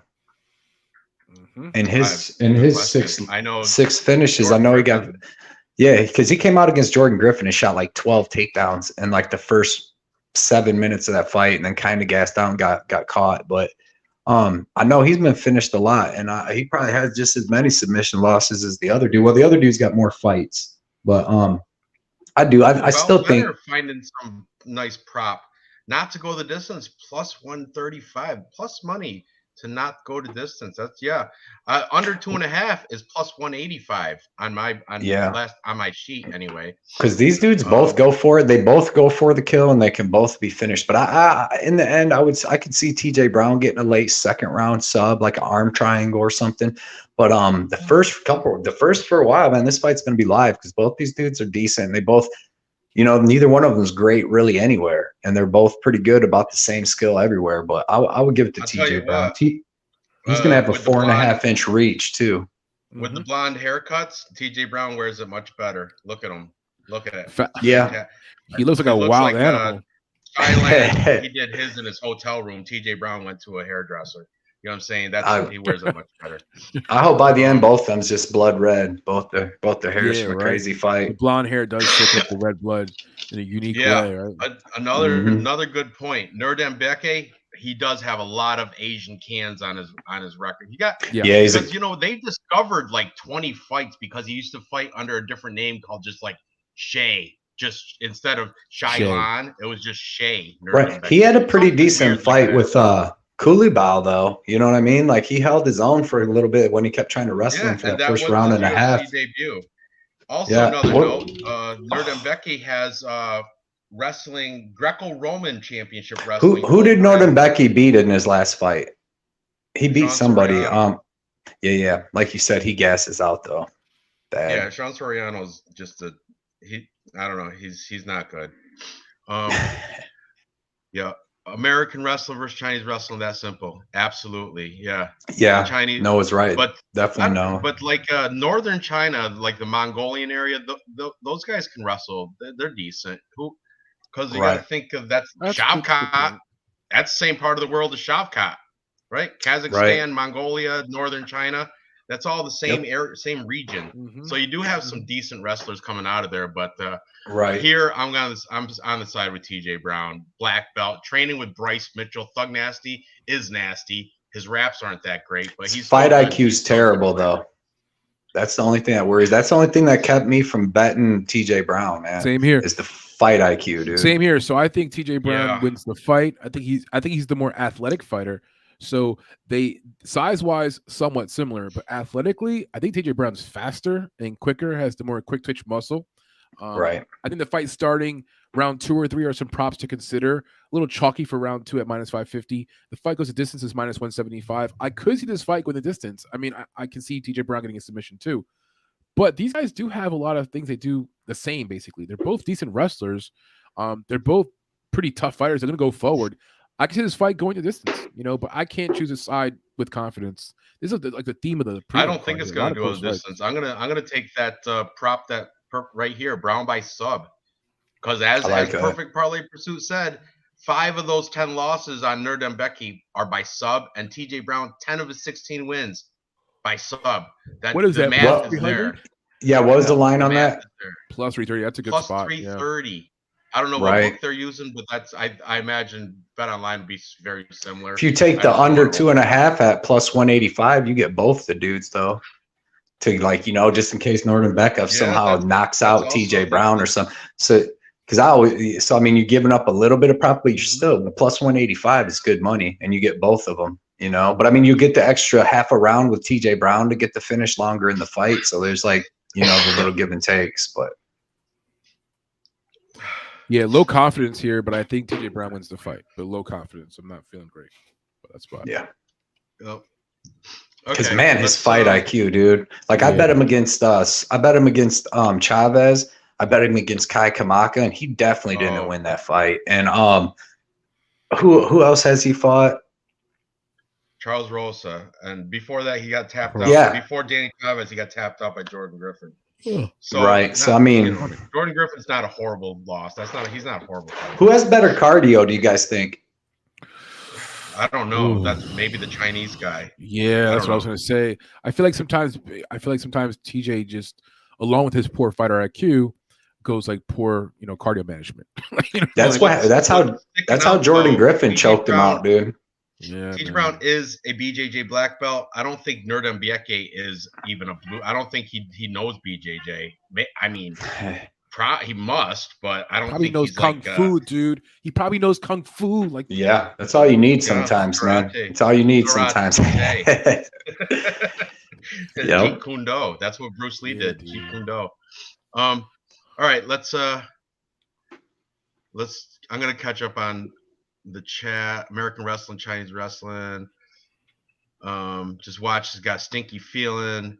Switch my pick TJ, but every time I look to find nothing that makes me want to. I agree, man. I agree. Like these guys are saying, you sweat every time. If you got money on him, you're sweating every time he's out there because his poor fight IQ. That's sweating. And he's not like the greatest fighter. He's just like decent everywhere. You know, there's not one. But I mean, even with wrestling, he's got good wrestling, but he couldn't take Chavez down. He tried to call. I mean, maybe he might have in the third round, but I know he tried a couple, like not hard in the first and second because that was where his fight IQ came in. But I mean, he's definitely not Bryce Mitchell. That's all I'm saying. Ante Delija has a second nipple, and it's just so skeevy, dude. Where's it? Oh, right underneath. Yeah. That's has that always been there? Because that's a whole second nipple, third nipple. Yeah, dude. He's got. I didn't ever notice that, and I've seen him fight. Did he just grow? Can you, bro? Literally, I could answer your question for you. In that, number one, I too did not notice it until recently, but I saw it literally like a week and a half ago, and I did a whole I started looking at photos of him from like back in the day. That's fucking weird. He has a third nipple. He has a third nipple. Ante Delija, the dude in the PFL right now, he's got a whole little nipple under the nipple. That's freaking weird. It's like. Freaks me out on. It's like a small arm or something. But when you zoom in on it, dude, it's a nipple. It's a nipple. That's wild. It's got hair and everything. It's got its own hair and everything. Oh god. Gyno 2.0. That's crazy. That is wild, dude. That means there's probably some females out there who have that mutation. That's wacky. A third nipple on a breast. Get it to like a total recall. Definitely. Yeah, so total recall. Total recall from back in the day with. Yeah, dude. What? She definitely had. I went to school with cheerleader. I never dated her or anything, but There's someone behind you, Ranj. Yeah, be careful, Ranj. Somebody walked behind you. That was my son, and she had she had nipples under her nipples. She had a whole another set. It was weird. What? Yeah, it under both. She had a whole. They had nipples under the. Yeah, on both of them. Both. She had double nipples. Okay. It happens. Okay. But anyway, it's probably a small percentage of the population with that third, fourth nipple thing going on. There's always something, dude. There's always somebody's got something extra, like some type of little mutation, man. This Bellator fight with who's a Ward and Kane. Pretty good. Yeah. You got that on your eye? I do. I don't have any action on this fight, but I think Kane was the underdog. Oh, he's hurt. Kane's hurt. Oh, Jesus. So Ward's now coming in to try to kill him. But I think Ward was the favorite because Kane was coming in as the favorite. I can't believe that Brennan Ward's record's 15-6. I thought I watched him like. I can't believe Kane is standing up, dude. If you were watching this, Cody. Ward's wrecking. Ward just wrecked him. Oh my God. It's on Showtime. They stopped it. Oh, it stopped. Yeah, they did stop it because he was just blasting them. Body shots, uppercuts to the belly, and headshots. Big power. Sounds terrible. Right there. It was awesome. Ward just embarrassed that guy. Sounds like a massacre, man. It was. Okay, let's move on to this other fight. Tafan Nchukwi, the Don. High confidence here. I'm high confidence on Nchukwi. Here we go. Good. I put one of my biggest bets in on him, man. I got him at plus 115. Another hard seltzer. I gotta go to another one of these. Open it up, Manny. Okay, so actually, no, Cody, you do it, brother. You do a great job with this, man. Go ahead, hit both sides, man. You do it. Yeah, man. On this, dude. So even before I watched the tape, I looked at the odds. Like I'm thinking, Tafan would be minus 160, something like that. And I look and he was an underdog. I'm like, oh my God, by the time I get to the casino, man, I hope he's still plus 115. Well, on like my bookie, he was down to plus 105. When I got to the casino, he was still plus 115. So I put 3 units. I put $300 to win 345 on him. The dude's tough as shit. He has the biggest head I've ever seen of anybody. Yeah, he got knocked out by that Russian last time, but he was winning that whole fight. That Russian's way more dangerous than freaking Carlos Ulberg. But I mean, it was just a, you know, bad cornering. He got hit with a little shot and then that flying knee. But other than that, he showed nothing but durability. His fight with Mike Rodriguez, he was going shot for shot with him in the clinch, where Mike Rodriguez is a savage in the clinch, and he was taking Rodriguez's elbow and hitting him with giant elbows. He was like beating him up nice against the cage, able to land some takedowns. Comes from a Muay Thai background, so he's got good stand-up himself. And Carlos Ulberg, dude, I bet him against Kennedy, and he came out, you know, he rocked him in like the first 30 seconds, and then he tried to go for the finish, gassed himself out a little bit, but and got finished. And then in his fight against Fabio Cherant, I went back to him, I bet him again. Well, in that first round, he came out and he was looking good, you know, moving around, and he would hit he would land a couple shots on Cherant, but man, when Cherant in the first round would actually throw punches, every time he would hit Ulberg, you could see it shock him a little bit. Like, Ulberg does not like to get hit.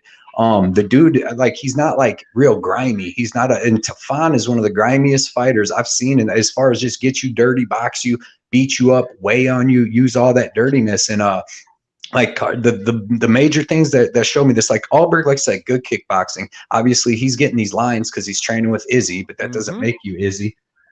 Excellent kickboxing.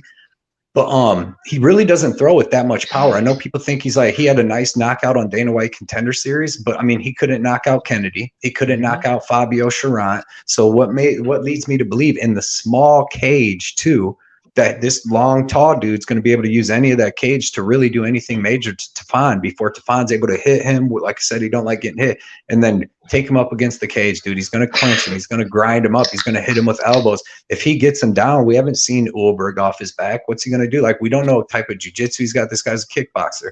So, actually, he landed, I believe, a takedown on Cherant. Like I said, with that fight, man, we got super lucky because I believe it was at the end of the first or at the beginning of the second. He hit Cherant with a shot that like probably broke his orbit. Too stoned, I can't say orbitable bone, man. Yeah. But and then Cherant just stopped throwing punches. You know what I mean? So and like, man, I was worried because in that first round, every time he hit Ulberg, dude, you could see it just shock him. You could see it be like in. Tafon's going to give him a whole bunch of that. He's going to give him a lot of dirty fighting. He's going to get a lot of up against the cage, grinding him, like I said, takedowns.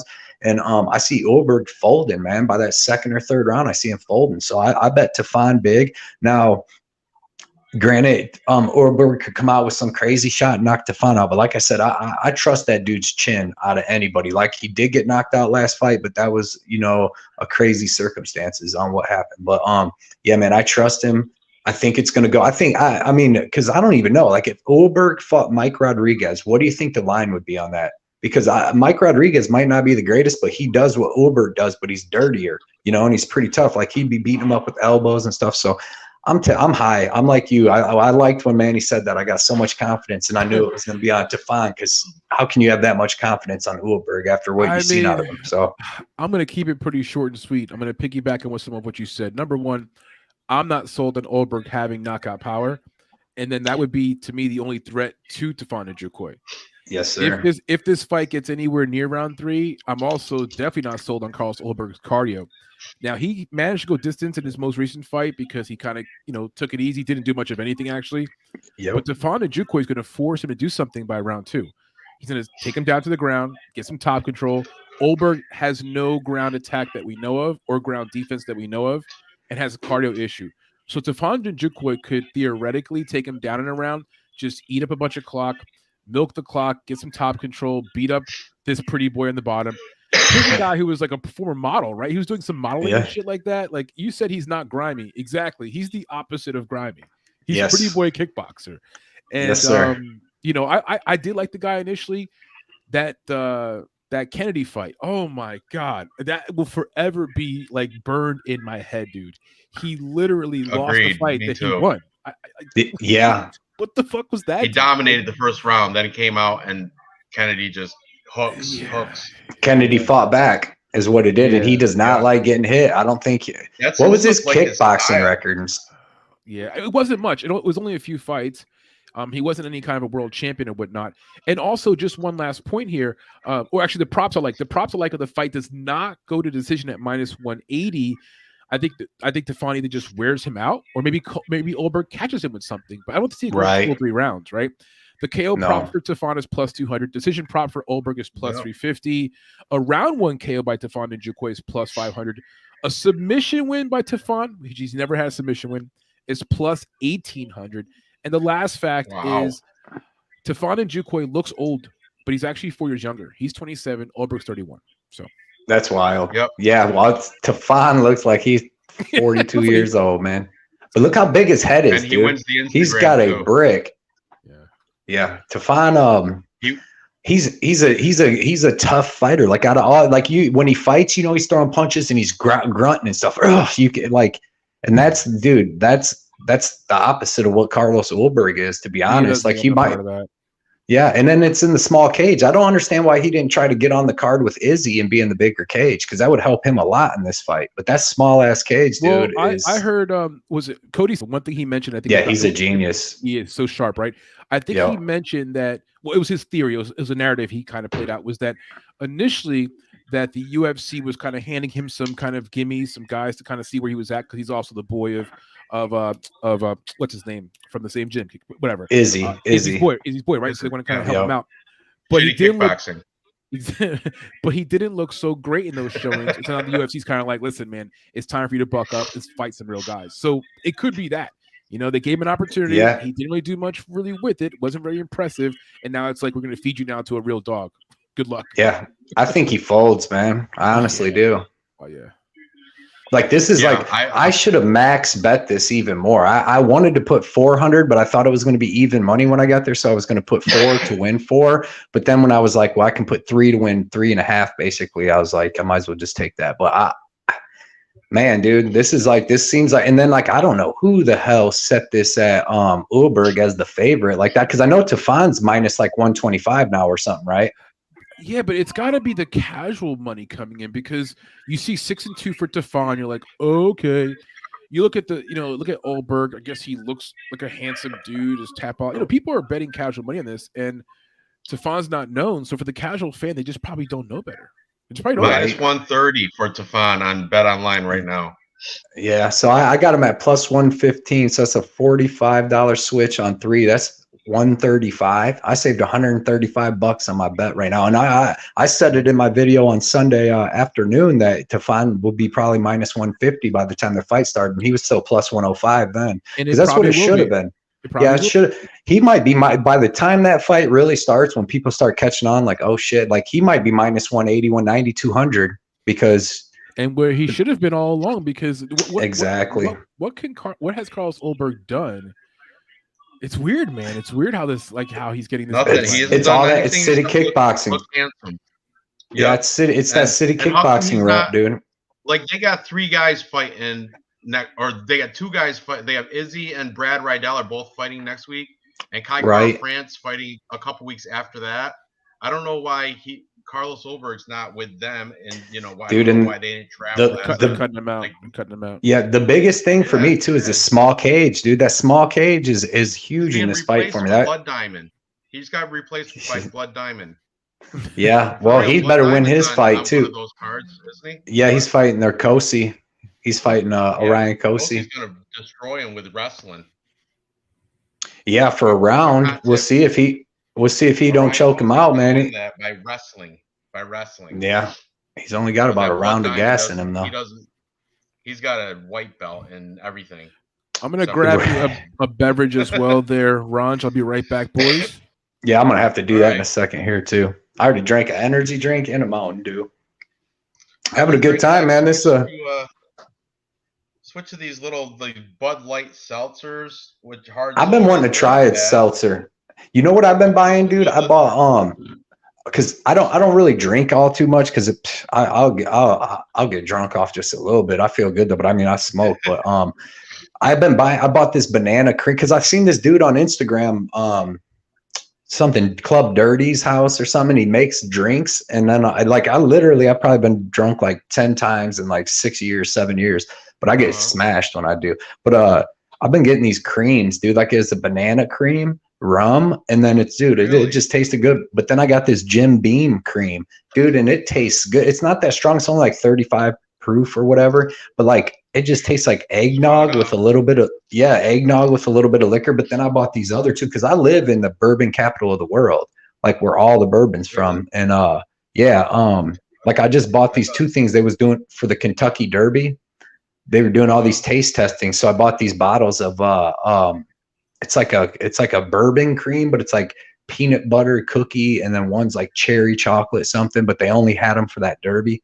But I'm gonna have to drink some of them coming up. I want to try them seltzers. I've never tried a seltzer, man. Well, I got the what's it taste like? Soda seltzers. These ones taste like diet soda for real. It tastes really? Like I can't even taste. It's a Bud Light. I heard them. It's 5% alcohol. It's not super strong or anything, but it's decent. I don't mind. They're easy drinking. And I heard them White Claws get you messed up. Like you don't have to drink that many, and they give you like a hyper buzz. Like these are, it says like hard soda, whereas the White Claws are straight seltzer, and seltzer water is not. I'm turned off from it. You know, it's like kind of gross. But what's seltzer soda? It's nasty. You know, just regular flavored seltzer water. You know, that's what the White Claws have. It has alcohol in it, so it's flavored seltzer water with alcohol. This is flavored hard soda, diet too, soda. But I got a bottle of root beer bourbon here too. When I met up with Johnny K. Picks at nice, got the Corona, Corona. Man, you know what I love is the margaritas, dude. Like I said, I don't drink that much, but when I do, like I went for my 40th birthday at the Mexican restaurant and back home, dude, and I love it. Like I never knew I liked margaritas until I moved away and went to authentic Mexican restaurants, man. I'm from Northern Ohio where we didn't have none of that, dude. Like I went to like Chi-Chi's and stuff. When I moved down here, like to Louisville, they got authentic stuff. That's the best food in the world. Right behind Cuban food, though. I never had Cuban food till I moved down here, and that stuff's so good. They don't even have sauces or nothing on it. You're like, that don't look like nothing, and it's just marinated. But our version of Mexican food in the Northeast is Taco Bell. Yeah, that's all I knew, dude. And when I came down here, dude, and you get the real cheese, it's so good. Because I'm from up by Cleveland, dude. So legit Mexican places up here. We could find some. Manny. There's some. I'll tell you what. I don't know many of them. They're hard to find up in this way because we just don't have them as much. Well, I love it. Small mom and pop. You can't go to a chain place. You know, you can't go to a chain restaurant. We got Fiesta Time Amigos here. So good. Fiesta. So good. Party time, friends. So we're all on the side of Tefan and Chukli, and I'm just putting a star by that one because his odds are good too. Minus 130 is fine with me. I'm fine with that because I think he should be like. Honestly, I think he should be up close to like minus 200. To be honest with you, because when he kills Olberg, dude, I know he should have been like 500. Olberg to me is live the first 3 minutes, but like I said, I think the first couple times you see Tefan get him up against cage, land some of them dirty elbows and all that stuff, I think that you're going to see Olberg, like I said, against Sharon. It just looks like the dude don't like to get hit, man. When he gets hit, he just He's too pretty. It's like and his Instagram model pictures. He's got stuff showing him playing video games. And where you look at Tefan and Chukli, shows him he's wrestling bears and shit. Yeah. I could see him just punching. I could see him just punching a tree like Yuri, dude. Like out in the woods, Tefan. Really.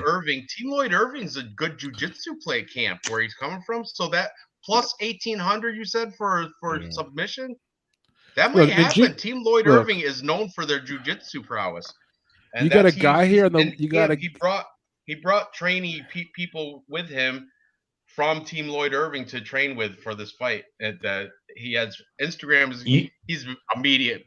Tefan Chukli loves media. He loves Instagram. He's got pictures of him in the hot box in a car, like not hot boxing, but all the windows rolled up and the heat on because he's sucking weight, rapping with his Team Lloyd Irving teammates. No crap, that's funny. Who do you think? What type of guy do you think Tefan is? So if it's late in the second, Olberg's out of gas, Tefan's got his back, throwing punches. Now, do you think Tefan is he the type to sink in a rear naked choke, or is he the type to just punch him out? He's never done it though. He's never had a submission with him. He's never done it yet, but I don't. So maybe he just punches him out. He might just go for the. He might. But But when I say never has never done it, that's 8 fights. Like he's only right. True. Yeah. You know, and he's fought good competition, dude. He's fought Jung Young Park. Yeah. I think Jamie Pickett, but he could get a submission that's more William Knight. Like what's that? If Carlos just gasses out, it could be more of a submission by fatigue. Right? You know what I'm saying? Right. That's what I'm saying. But does he just take the rear naked when Alberg's laying there, or does he just punch him out? I think Defon's the type to just keep punching him. Like people without a submission, they want to, and they're clearly winning. They'll do the submission just to get that record. Like Coach Lloyd Irvin would love it. That's for sure. And here's the thing: you can see him hurting Alberg, right? If he knocks Alberg, stuns him a little bit, and then just sort of like grabbing a submission that's sort of just like there for the taking. See what I'm saying? Right. And Alberg, he's never seen the ground. And you know, we've no idea. I imagine he's horrible on the ground. I mean, that's what I'm thinking. His most notable teammate is Izzy, right? And Izzy's an amazing fighter, an amazing striker, but Izzy is not amazing on the ground either. So and they come from city kickboxing. So I mean, I'm sure they do jiu-jitsu and all that, but I'm sure their main shit is just striking. The best jiu-jitsu guy out of there? TJ Hooker, or I mean Dan Hooker, or Kai Kara France, maybe. I don't. Probably Kai Kara France. I'll give it to Kara France. The other dudes do not want the ground whatsoever. So Brad Rydell, they're all strikers. Exactly, all of them. I think Malarkey trains out of there now, so it'd probably have to be Malarkey. Jamie Malarkey, right? I think he trained. You're right with that. You know? But I'm sure they probably work on takedown defense more than jiu-jitsu. You know what I mean? Because they're just trying to keep the fight standing. Yeah, but I'm sure they work on jiu-jitsu. But I mean, but if you look at Robert Whitaker doesn't train out of city kickboxing, but he trains out of Australia, which is really close. And who's the guy that just almost beat Brandon Malcoon? No, he did beat Malcoon. That motherfucker, dude. Brandon Allen, yeah. I know. I mean, but I won money on it, so I'm happy. Looking at the face-off, yeah, of these you're two right. guys Malcoon should have got his arm raised in that thing. Yeah, he should have. But Malcoon's got some wrestling chops. You know what I'm saying? Not jujitsu, just wrestling. He's a wrestler, not a BJJ guy. Yeah, if wrestling is like let's say, I don't know, maybe 1/5 of this fight. So 1/5 of the fight involves some wrestling. Tefon will dominate that area. He's a shorter, stockier fighter against a tall, longer guy who doesn't wrestle. He's going to dominate that component of the fight, whatever part of that fight is. Now, if he decides to make it 2 of the rounds, it could be that. And you know, he likes to get on the inside of these taller. He knows he's shorter. Usually, watch that. He likes to get on the inside and throws that uppercut that can, if it connects, it hurts. Carlos Alberg is going to feel the power. His clinch is sick, dude. Like. And he's just like constantly throwing something. He's constantly throwing something. Like you hear him grunting, throwing. Yeah, man, I love this fight. Grimy. Loved it. Yeah. All right, let's move on. What's next? We're to the main card, Action Man. And speaking of jiu-jitsu, we got Adolfo Vieira. Boo. Interesting. Give me 1 second, boys. I'll be right back. Go ahead. No worries, do your thing. I'm all over Curtis, dude. All over Curtis. Me as well. Chris Curtis, the Action Man. He's coming off great wins against Brendan Allen and Phil Hawes. Before that, he was in South Carolina Regional where he got Kenny Robertson. The dude's 28-8, so he's got mad experience, all sorts of experience. 7-fight win streak. He beat Andre Fialho back in the day in PFL, ground and pound round 3. A lot of people overlook that. He's fighting at Extreme Couture. Listen to the line of killers he's on Instagram with.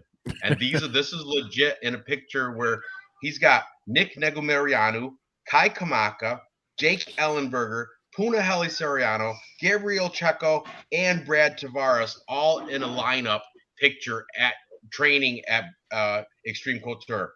Just a line of killers. But Sean Strickland is supposedly one of his main training partners. Wasn't in that picture, and neither was JP Bays, by the way. But he trains out of Extreme Couture. Interesting. But he's off in the corner, Ranj. He's in the corner training by himself. Shadow boxing. Shadow boxing. But Adolfo Vieira, on the other hand, he's training lately at Fusion XL, hopefully he's working on some striking, because his only path to victory is if he somehow gets the fight to the ground, which I don't think he's going to. But if he gets to the fight to the ground, I guess he's live for a submission, because that's he's a world renowned BJJ champ, but he's not the best, because there's guys, he's 3-2, or he's 1-2 in his last 3 grappling fights, and he gets embarrassed by this guy named Kenyon Duarte both times. Hey, Fluffy subbed him too. Yeah, but that also, he emptied his whole gas tank in round 1. So that, he kind of, and the thing is, then he bounced back with a rear naked choke win over Dustin Stoltzfus. Dustin Stoltzfus, the German striking guy, he doesn't know how to defend. Yeah. He doesn't know how to defend submissions. So of course he's going to win that. It's kind of, before the Anthony Hernandez, he had Saperbeg Safarov. This fight on Bellator right now is pretty even. Barzola and Magomed this is Magomedov. The first round just finished up, and I don't know who won the first round. Yeah. Barzola had a few takedowns. I think it was, who was I listening to? Someone did a breakdown of this fight. My buddy over at Never Hedge Media, and he did a good breakdown, and he suggested that he liked Barzola, who was a slight dog, to win the fight. I didn't put money on this one, but I would also side with I like Barzola as well. I was going to throw him in a parlay, but Magomedov. He was slightly plus. Yeah, no, he was slightly plus money. But one of the things he talked about was that Barzola is working out with Khabib and those guys at American Kickboxing, and so he's like really working on the whole And of course, right now looks like he's gonna take this guy's back, or maybe not, but he's. Yeah, he's doing a good job. He's picking him up. He just slammed him down. Nice slam for Barzola on Magomedov. And that, dude. I think he is going to backpack. He looks like he's wrestling one of those Dagestani guys. Like he's been training with Khabib and these guys. So, right, it's gonna be It's a 5-round fight, by the way. It's a nice long fight. Oh yeah, it is 2 of 5 right now. Okay. Anyway, back on Rodolfo Vieira. He beat his UFC debut. He beat Oscar Piechota. Oscar Piechota has not won in the UFC since he's come in. He came in as a hot touted prospect, but he has yet to win in the UFC. So Rodolfo Vieira, unproven to me in the UFC. I mean, Dustin Stoltzfus, not a grappler, can't defend a rear naked choke. Saperbeg Safarov.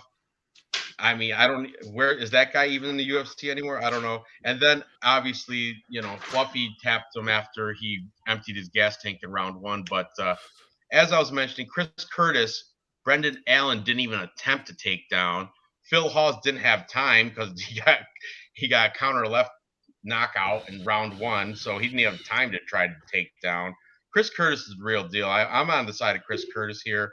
I could see a path for Vieira if he manages to get it down, but I think Chris Curtis is his takedown defense is good, and I'll have and he's never been submitted. Never. Chris Curtis has never taken a submission loss. All right. That's key. So I'm all over Chris Curtis on this. What do you guys think about this fight? If I could take the baton from there, and let me save any of you out there who hear this video part of the fight some money. Do not bet on a guy like Rodolfo Vieira. You can't bet on guys who are one-dimensional. They only do one thing really well. And even that thing they don't do amazingly enough because sometimes they get beat in that area. And the second thing is you can't bet on guys who get beat by other people whose nicknames are Fluffy. Okay? It's just not a good idea. Okay? You can't be getting beat by guys whose name is Fluffy. The props I like for this fight, the one that's got to be mentioned, which I'm not going to play because you can't, is the fight not going to decision. Have you seen that prop, guys? It was like minus 700 or something like that. It's minus 750. It's minus 750. So the books are telling us this fight does not go to decision. And they're telling us that for 2 reasons. One, Rodolfo's path to victory is by submission, which is plus 175. Or number 2, Rodolfo doesn't survive the full 3 rounds. And the KO prop for Chris Curtis is sitting at minus 105. Like no meat on the bone there. Wow. Yeah.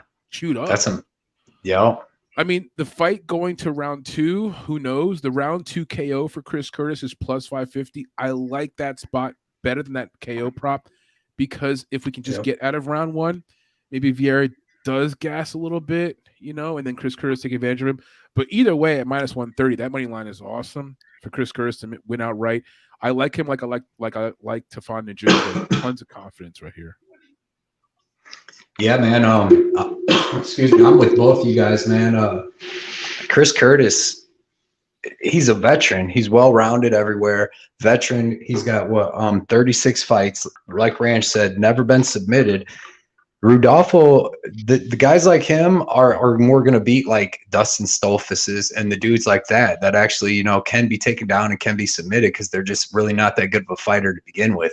But when you're getting a guy that's got 36 fights and your only really way to beat him is to take him down and submit him, when that's, his whole training camp has been, let's not get taken down and submitted. Now, and who's he training with, Cody? Who's his training partner, Cody? Sean Strickland. Who's one of them anyways. Who else is Curtis training with? Oh, when you went to the bathroom, whatever, I listed his Instagram picture. Listen to these people that were in the Instagram. This was posted a week ago with Chris Curtis, Nick Negomariano, Kai Kamaka, Jake Ellenberger, Punahele Soriano, Gabriel Checo, and Brad Tavares.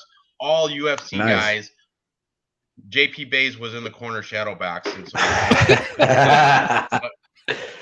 he was getting water. He was getting water. Now, I also heard this, and this came from the holy one, Cody Saptic. Cody Saptic also said that Chris Curtis was doing some training recently with Khamzat Chimaev.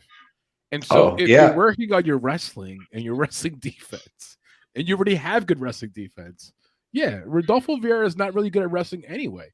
He's only good at submission. Yeah, people like the casuals they think wrestling BJJ is the same, but it's not. It's a totally different looks. The look thing here is another one because Rodolfo looks like he can kill anybody. He's right. And Chris Curtis, he's been, whatever. Chris Curtis's entrance on the face-offs, he was mocking him. He was mocking. Play it back. Scooting on his butt because he creeped in like a jiu-jitsu guy. I think he's saying that's what that dude's going to end up doing too. Yeah. Look how he's coming in. Oh my God, he's trying. Awesome. Oh my God, he's just fucking with him though. Chris Curtis is a cool dude though. He's a nice guy. See, Chris Wade's knocking out Kyle Bochniak right now. Oh my God, Chris Wade just knocked out Kyle Bochniak in round 1. Got the finish. Wow, that should have been a decision. Kyle Bochniak, I'm sure, a tough dude. Yeah, he was a -600 favorite though. Chris Wade was. But not to knock him out though. Yeah, I bet. Listen, Kyle Bochniak went the full distance with Magomed Sharapov, right? Yeah, he's gone in there with Jesus. He fucked him up, dude. It was early too. Like the first minute. Long Island MMA. Chris, I like Chris Wade. He should never be cut by the UFC. Like he went 5-2 in the UFC. They cut him. Right, and that was at 155 too. Just made no sense. Now he's fighting down at 145, which would have been a lot better for him. I had him in a lot of parlays. This fight with Magomedov and Enrique Barzola is pretty good too. It is really good. Did you see how round 2 ended? By the way, you made. So is that on that? That's the PFL. Ranj, PFL is the Chris Wade fight just ended, but the Bellator is Magomed. Barzola. Who's winning that? Is Magomed gassing out yet? Not yet, but Barzola just ate a heavy shot from Magomedov. Yes, it's been going back and forth. At the end of round 2, Barzola almost had his back on round 2. I don't know. I didn't watch the end of it. Okay, you were gone. At the end of round 2, Ranj, there was a spinning wheel kick from the Russian that landed flush on the side of Barzola's head, and then the bell rang, and Barzola was like grabbing his head like he was like injured or something. Oh wow! It was right at the end of round 2. It was a legal shot, spinning wheel kick from the Russian, hits him on the side of the head, and he grabs his head for a second, and the bell rings. So it was close to the second round. Striking him 44 of 88, 50% for the Russian striking, where Barzola was at like 37%. I forgot what the stats were. I don't know if you follow. Oh, he just knocked him down. He just took a knee. He just knocked Barzola to a knee. I had What's a huge your time on that on round 3. What are you at? Sorry. You're ahead of me. Also, by the way, I had a crazy parlay I put out on Twitter. I had the Soviet parlay and the Russian parlay. I seen them. They were two different ones. I wonder how they're doing now because a lot of the Russians have been winning tonight. Golsov won, Tokov won, Shibli won. Tomorrow would be Shavkat and Morozov, And then the Soviet Union one includes like the guys from Armenia and Moldova and shit. Want another hot pick for tomorrow's KSW? Reese McKee. There's no KSW tomorrow, Ranj. God damn you, Ranj. There's no KSW tomorrow. What? There's Cage Warriors. There's Cage Warriors. Bro. That's what I meant. Cage Warriors, not KSW. Cage Warriors. The London, the British one. Right. Cage Warriors.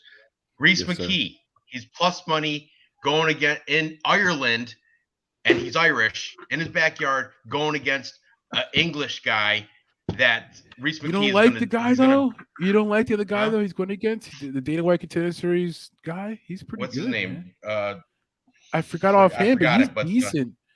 He's okay. I'm telling you, Reese McKee at +2 something. I made it's not a bad spot.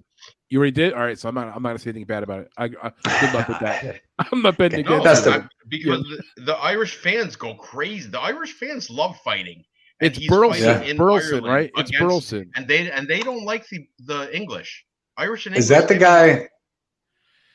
Well, is that the guy that got knocked out by the Liness? Yes. Okay, yeah, that dude's legit, dude. Yeah, that's pretty good though. Like, yeah, he just got caught by Liness, man. If that Justin Burleson. Yeah, he was undefeated. Yeah. If that dude's supposed to be pretty good, man. But Reese McKee's is supposed to be pretty good too. So. Yeah, I'm telling you, I've already put money on that card though. On that card, if you want to just one more little mention here, James Sheehan. I think he gets but he's like a -400. Yeah, he is in that range. The Sheehan brothers, both of them, James, and he's got a brother too that's pretty good. Yeah, I don't know, but yeah, I only made one bet on that Cage Warriors, and that was Reese McKee at +2 something. Just throwing that out there. There's so much I've made this weekend. Anyway, where are we at? We're all over Chris Curtis, all of us, right? All three. Yes, sir. Yeah. Oh my God. I put a star by that one. That might make our. We can just replaying what happened in the Chris Wade fight. It was actually a head kick. He head kicked him. He hit him in the head with a knee / calf. Shin bone to the head of Bochniak, and then Barzola just connected with 3 uppercuts in a row. Ooh. They're in between rounds right now, and that Magomedov is feeling it. They just showed it. He gassed against Ray Cooper. This is a war, right? Yeah. Okay, so let's move up to the biggest, widest line on the card: Umar Nurmagomedov, Khabib's cousin, taking on Nate Maness. Nate Maness, mayhem. Man, Victim. I don't know. +650. I had to put a bet on this guy. I know he's probably going to get destroyed. He's probably going to get destroyed. And of course, on Tapology, I'm picking Umar. But there's an argument that Nate Maness might be able to. I mean, Tony Gravely is no chump, and Nate Maness counterhooked. Yeah, but Nate Maness lost that fight in round 1. Yeah, same with Luke Sanders. He lost that fight against Luke Sanders in round 1 too. And what happened? He came back, got a rear naked choke in round 2. Dude's tough. And the Tony Gravely, they literally had to pick him. His corner picked him up off the ground. It was an amazing comeback. It was an amazing comeback. But yeah. Yes, it was. The guy, there's no quitting him. You know, a lot of guys would have quit on the stool, I think, at that fight. He couldn't even sit down. He didn't even know where he was at. Like he was a lot of guys would have quit on the ground, Ranj. They would have quit on the ground. They would have. I'm surprised he got up. UFC debut against Johnny Munoz Jr., which he won a unanimous decision. I mean, Nate Maness has been surprising people, and he might surprise a lot of people.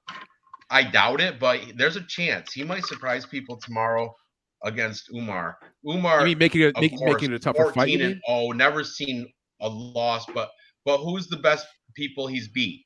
He beat the Sergey Morozov, which we said, and Brian Boom Kelleher. He's getting a lot of that -1200 or whatever it is.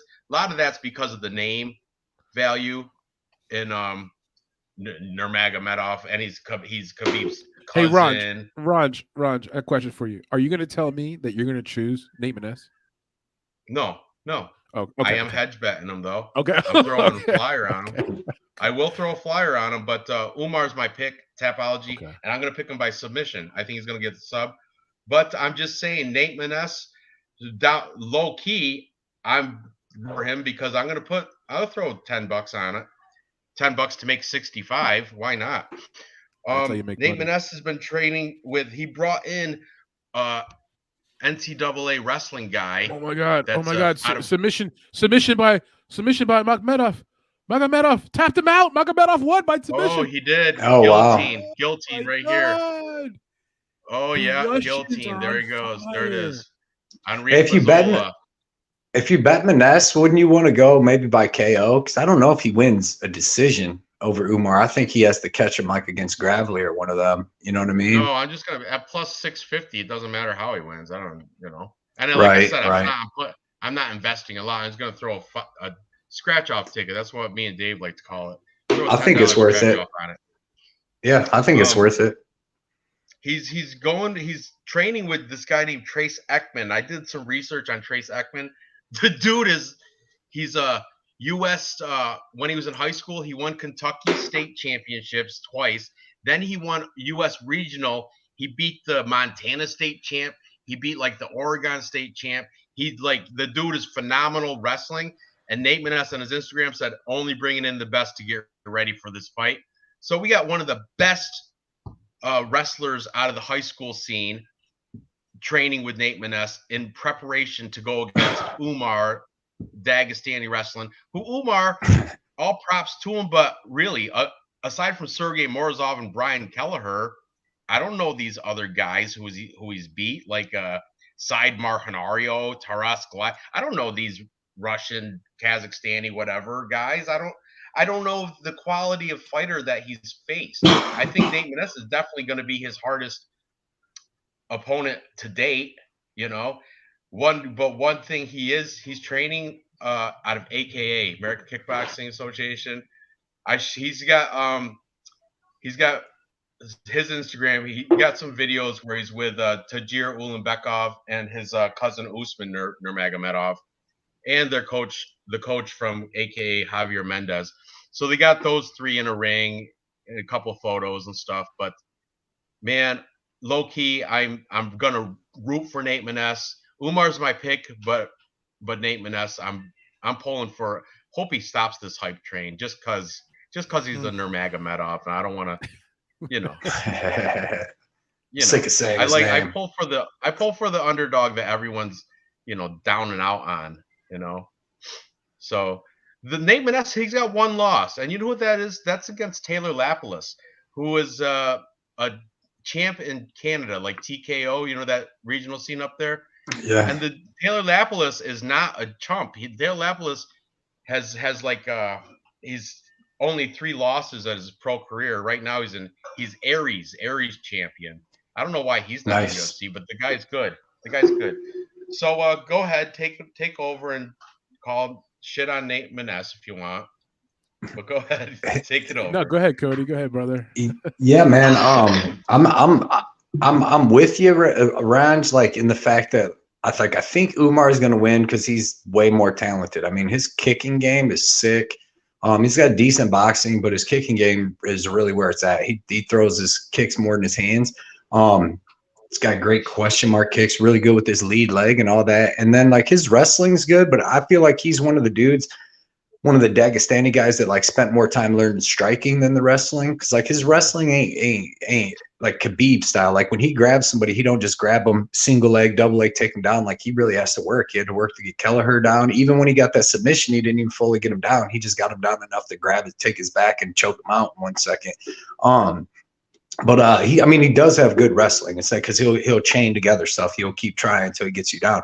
But his striking's great. Wrestling's great. Jiu-jitsu's great. He's got a lot of rear naked chokes. I think if he gets a finish on the ground, it's going to be by rear naked choke. But Maness showed pretty good defense against Johnny Munoz Jr. So, I don't know, man. Umar, like I said, is better everywhere, and I expect him to get the win. I don't know if he'll get the finish. Like Nate Maness seems like a tough dude, but if he does, I see a rear naked choke, or I see him hitting a body kick like that Taylor dude hit him with. That's how he beat Nate Maness, because Nate Maness is super tall and skinny. And Umar's so good with them kicks that I think he could catch him with a body kick and possibly finish him, or club and sub with the body kick.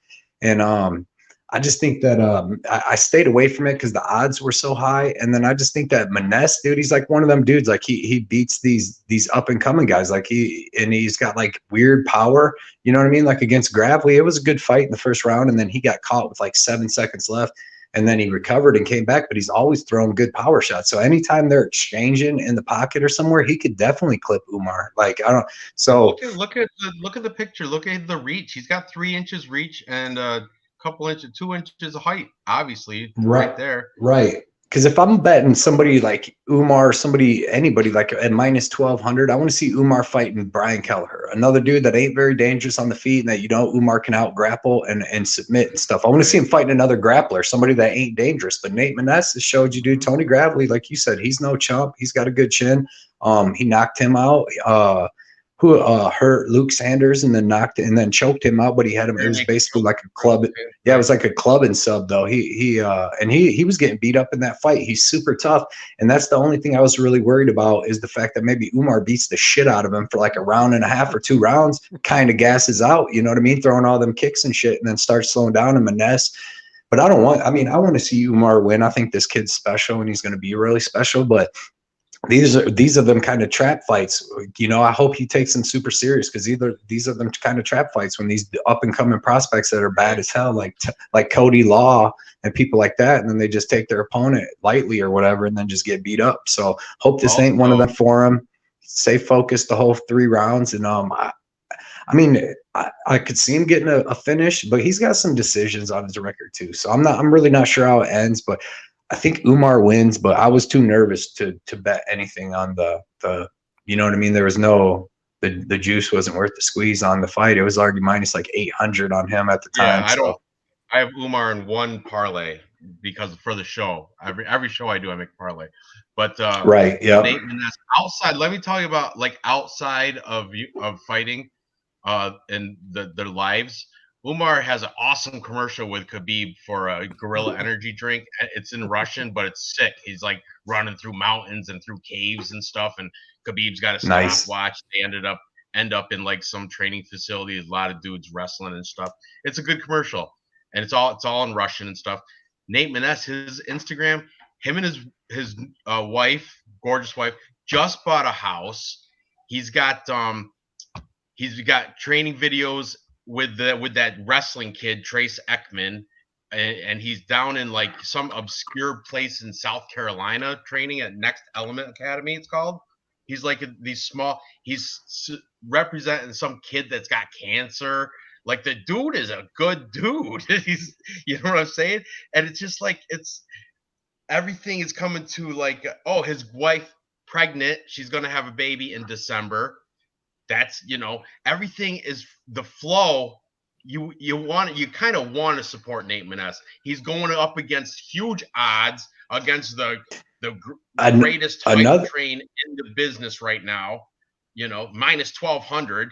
I mean, everything's saying throw $10 on Nate Maness. Yeah, pick another thing too is if you watch Nate Maness versus Tony Gravely, and really any of his fights, he's got good takedown defense too. He showed good takedown defense against Tony Gravely. Tony, I don't even know. He might have got him down one time, but I don't know. He tried a couple times, but showed great takedown defense. Gravely, isn't he like NCAA wrestler? Like, didn't he wrestle? Yeah, he wrestled in college, didn't he? Yeah. He did. Yeah. Yeah, so, for over there by not Virginia Tech. Oh, he wrestled for Appalachian. A lot of tags Appalachian State. On Umar's 0, on his 0 losses, and his name, Nurmagomedov. There's a lot. Well, he's good. I think boy's good. That boy good. Realistically, I think Umar should be like maybe a minus 300. I think. Yeah. I'd agree with that. Not 1,200. That's ridiculous, right? Minus Maness 300. has some. What do you think, Manny? I don't even know if Manny gave us any good stats yet. I mean, you guys said a lot of the same things that I think in this fight. I mean, all I could find were some points to consider. Like, for example, Umar finishing the fight is minus 100. So, probably over the course of 3 rounds, not bad. He has a chance to finish it. But then again, like, Nate Maness is a tough SOB, right? So he's a tough guy. He could take a lot of punishment. I think 1 or 2 of those nasty ass kicks though that Umar could throw could change everything any moment. But the money line is out of control, so you can't really touch it. You can't really parlay it. And if you want to bet on Nate Menez, like you said, throw $10, I guess. But yeah, does it have a line by Menez by KO? It's probably not much more than the 600 plus 650. Yeah, I don't even see it here on my Excel sheet. I didn't jot it down, but yeah, I mean, let's move on because I think Umar wins the fight. It's gonna be pretty easy. I think he's the real deal. Everybody, by the way. We're all on the side of Umar, but he's not bettable. He's not at the odds. I'll be rooting for you, Ranj, though. If Nate Menez gets it, I'll be rooting for you, bro. And actually, it wouldn't be the worst thing for Umar anyway. He's so young. He's got a bright future. Like if he lost the fight, fuck it, whatever. He learned something. Move forward. Yeah, right. He's still in contention to be a hot prospect, making his way up, and it would be fantastic for Nate Menez. Nate Menez would be his stock would soar. He'd be great. Umar, he'd be put on a whole nother level. In the next fight, he'll get knocked out. Right. Yep. All right. So next we have this is an interesting fight. Thiago Moises taking on Christos Giagos, the Spartan. Moises is like a minus 240 favorite over Giagos. Giagos is a plus 200 last time I checked. Giagos training out of Sanford MMA. Actually bought a house down in Florida near Sanford. He's a newlywed too. Got a new wife. Thiago Moises training out of ATT, the rival gym down in Florida. He's got I looked on his Instagram. He doesn't show many training videos. He does have like an instructional video with Thiago Alves from ATT. So that was a little interesting. Just doing a BJJ cute. Move. And it is cute, adorable. The Thiagos, the Thiago and Thiago doing BJJ instructionals. But he's coming off a loss to Joel Alvarez. And then before Joel Alvarez, he's good, but he does take L's too. Joel Alvarez, he's mixed. I don't know, but he lost to Islam Makhachev. But Islam Makhachev's rolling through everybody. You know what I'm saying? Before that, he beat Alexander the Great Hernandez. He had a decision against Bobby Green, which a lot of people are saying Bobby Green got robbed. I don't know. I can't remember that fight. And before that, he beat Michael Johnson by ankle lock in round 2. So 3-2 in his last 5, but coming off 2 back-to-back losses. Now, Christos Giagos, he lost to Arman Sarukian, who's in the main event tonight, obviously. He beat Sean Soriano. Surprise, surprise. Sean Soriano. by Darce choke. He beat him by Darce choke. Round 2. Told you, Sean Soriano's good for 1 round. After that, everybody beats him. Before that, Christos Giagos, he beat Carlton Minus. Carlton Minus, not that good.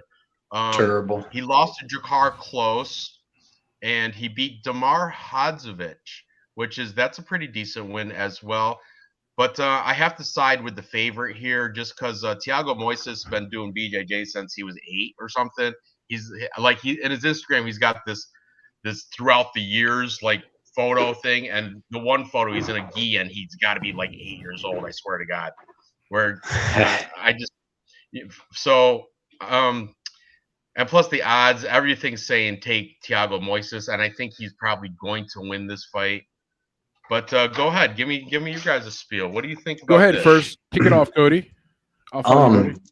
Yeah, man, I'm with you, dude. I like Thiago Moises here. I think he's better than Giagos, like everywhere, pretty much. I mean, wrestling maybe about even, but jiu-jitsu, striking, I like Moises everywhere. Giagos, I had a bet on him against Sean Soriano, and he was getting pieced up before he was able to get that submission. Like, I think he actually got wobbled and stuff. Like, he was getting pieced up by Soriano. And I mean, I don't know. He's like good everywhere, you know. He's a veteran, but he's not really great anywhere. Where Thiago Moises, I think, has way better striking, great counter striking, really crisp. I had a bet on Bobby Green when they fought, and I knew when it went to decision. Like, I thought it was close, but I kind of thought Bobby Green won. But I also had a bet on him. That fight was super close. But he looked really good against Anthony Hernandez. Like, if he comes in and fights the fight that he fought against Anthony Hernandez, he's piecing up Christos Giagos like all day. And I think that's what he's going to do. Come in focused. This is a step down in competition to me. I mean, the Islam fight, I mean, he went 4 hard rounds with him, 3.5 hard rounds with Islam. I think he actually got a takedown on him, so that wasn't too bad. But the Joe Alvarez one, I think, is just like he was just a victim of like being the first one to know, like, to find out that Joe Alvarez's stand-up's actually really freaking good. Before that, I think KO round. Yes, so I think if they fought again, like, you know what I mean, maybe he doesn't strike with him as much, tries to get him down, survives the submissions and beats him up like Armand did. But yeah, man, I like Thiago Alves here. I really think that he gets to win. I think that if Giagos takes him down, he can submit Giagos, get him with a heel hook or something, like sneaky, like he did with Michael Johnson. But I think he's going to definitely be winning standing up. And Giagos, he's not really a KO guy or nothing, so I don't really have to worry about him like catching Thiago and knocking him out, really. Plus, Thiago showed a good chin. That knockout against Alvarez just looked bad because he got hit with like an elbow that split him open, so he's bleeding, and he got fucked up, but he never went down and out. So and like you said too, I think he's been at ATT since he was like 16 years old. Like this, he's been training forever. He's still young. He's like 27. This kid could end up being like Charlie Olives, you know what I mean? By the time he's 32, he took his L's when he was young against Makiev and all these tough dudes. If you look, he's been the only people that beat him, Benil Dariush, Islam, really, really top guys. And by the time he's 32, if he keeps training, this guy might be a complete monster, and especially when he's taking step backs in competition like this. I have him parlayed. I couldn't get my over-unders, but I had some decent parlays I was looking at with good money, like decent plus money. So I got Thiago Moises and I got him parlayed with Jinyu Frey. And I really think both them fighters are better than both the other fighters, like everywhere. Even Jinyu Frey. Plus what? I think it's like plus. It was like plus one. No, I think it was like plus 120. I can get the slip if you want me to, but no, that's fine. All right. Yeah, but I think it was like plus. I think I put like 175 to win 210. Something like that. And yeah, man, I really like it. I really think both their opponents they're better than both their opponents everywhere, pretty much wherever the fight's going to go. So took both them guys. I know a lot of people aren't really high on either one of them as big favorites this week, but I just think that their opponents aren't dangerous, really. I mean, Demopoulos has that armbar, but Gomez Juarez is terrible on the ground. Her other 2 losses her losses are by armbar. So I don't know, man. I'll take Thiago Moises, and I think he looks kind of good doing it too. Speed advantage, all that. So Sabatello, Leandro Higo. By the way, just a little PFL update. Clayton Abreu is just shitting all over Renan Ferreira. No, he's not. Huge upset tonight. And I talked That's about crazy. Breakdown. I broke it down. I actually saw this kind of coming, dude. My concern with Abreu was he makes things greasy and ugly. He took down Ferreira for pretty much all 3 rounds, dominated top control, neutralized the length and the reach that Renan Ferreira has. Renan Ferreira can never get off. I think we're about to enter round 3, or if not, the fight is over. But yeah, it's been all Abreu for that's for 2 crazy. rounds. If they would have had PFL too, that would have definitely been one leg of my parlay because that dude's a monster. He looks amazing, and Abreu has been like not great. He coming off of a win, but like kind of like, yeah, dude. But you know what? I didn't bet heavily on Abreu. I think I put on the okay. They're going into round 3, so maybe this big dude could still catch something in this last round. Are you watching it now? Yeah, I just turned it on. I've been going. So yeah, ESPN Plus, and also though now, what's his name? Yep. Danny Sabatello. Whoa, what's about to get hot right now? I like that dude too, man. Did you guys see his interview where he was reading like comments people bro, that dude's hilarious, dude. I like his swag. He's talking that crap. He's been training with Cody Durden. That's Has Cody he? Durden's training partner. Yeah, that's okay. That's that dude's good. Sabatello out wrestled and beat Miles Johns. I have a $50 bet here. This is going to be a good fight, Leandro. He goes Clayton Abreu at plus 450. During Caldwell. Oh, do you? Yeah, I have. You got Abreu? I have a $50 bet right now on Abreu at plus 450. Whoa, I hope you hit that, bro. And he's minus 575. It says live. Yeah, dude. Yeah, he's dominated the first 2 rounds.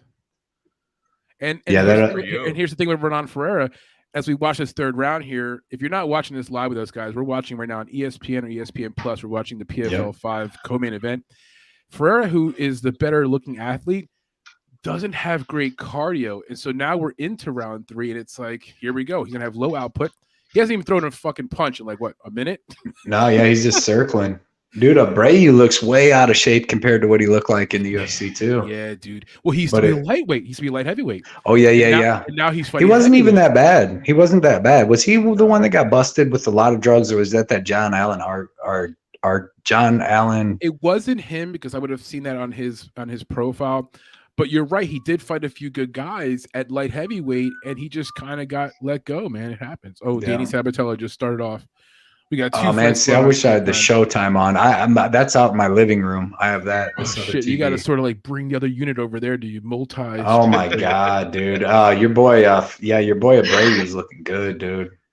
I can't believe it. Wow, he's got a takedown. He's on top again. Here it is. Same. There's a lot of mad people right now, because I guarantee. Bro, I can't imagine there's. Ferreira was being so heavily parlayed, and he was one of the pieces on this card. I thought Maurice Green had a chance against Golsov, but I was wrong on that one. I didn't bet on it, but I thought he had a chance. I think he had a fucking chance, but he had no chance.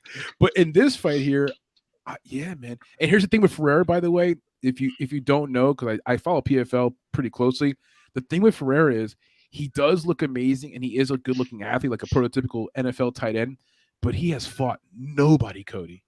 Right. Nobody. Like fucking nobody. And Clayton Abreu has fought a lot of dudes, man. He's former UFC guy. So to me, it's like the perfect setup for a fight where you got a guy who's a little bit more been on the block, whatever. And so, I'm getting this. And he's working him too. I'm cashing this check right here, dude. Yeah, I don't see that other dude. Even if he gets up, bro, he's not.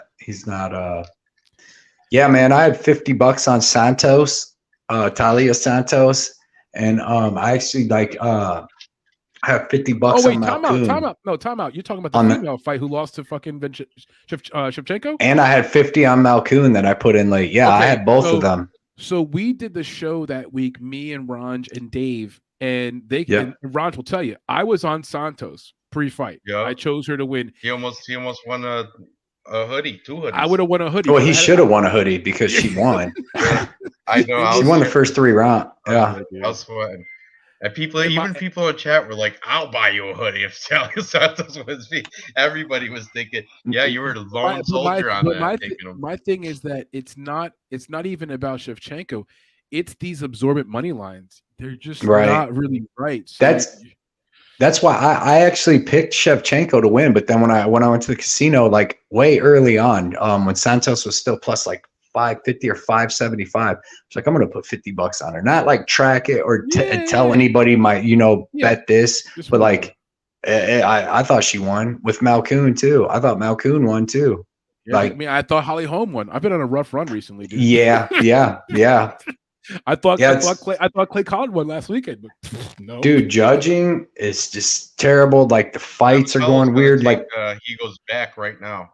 He's gonna and you know what? And he was a minus.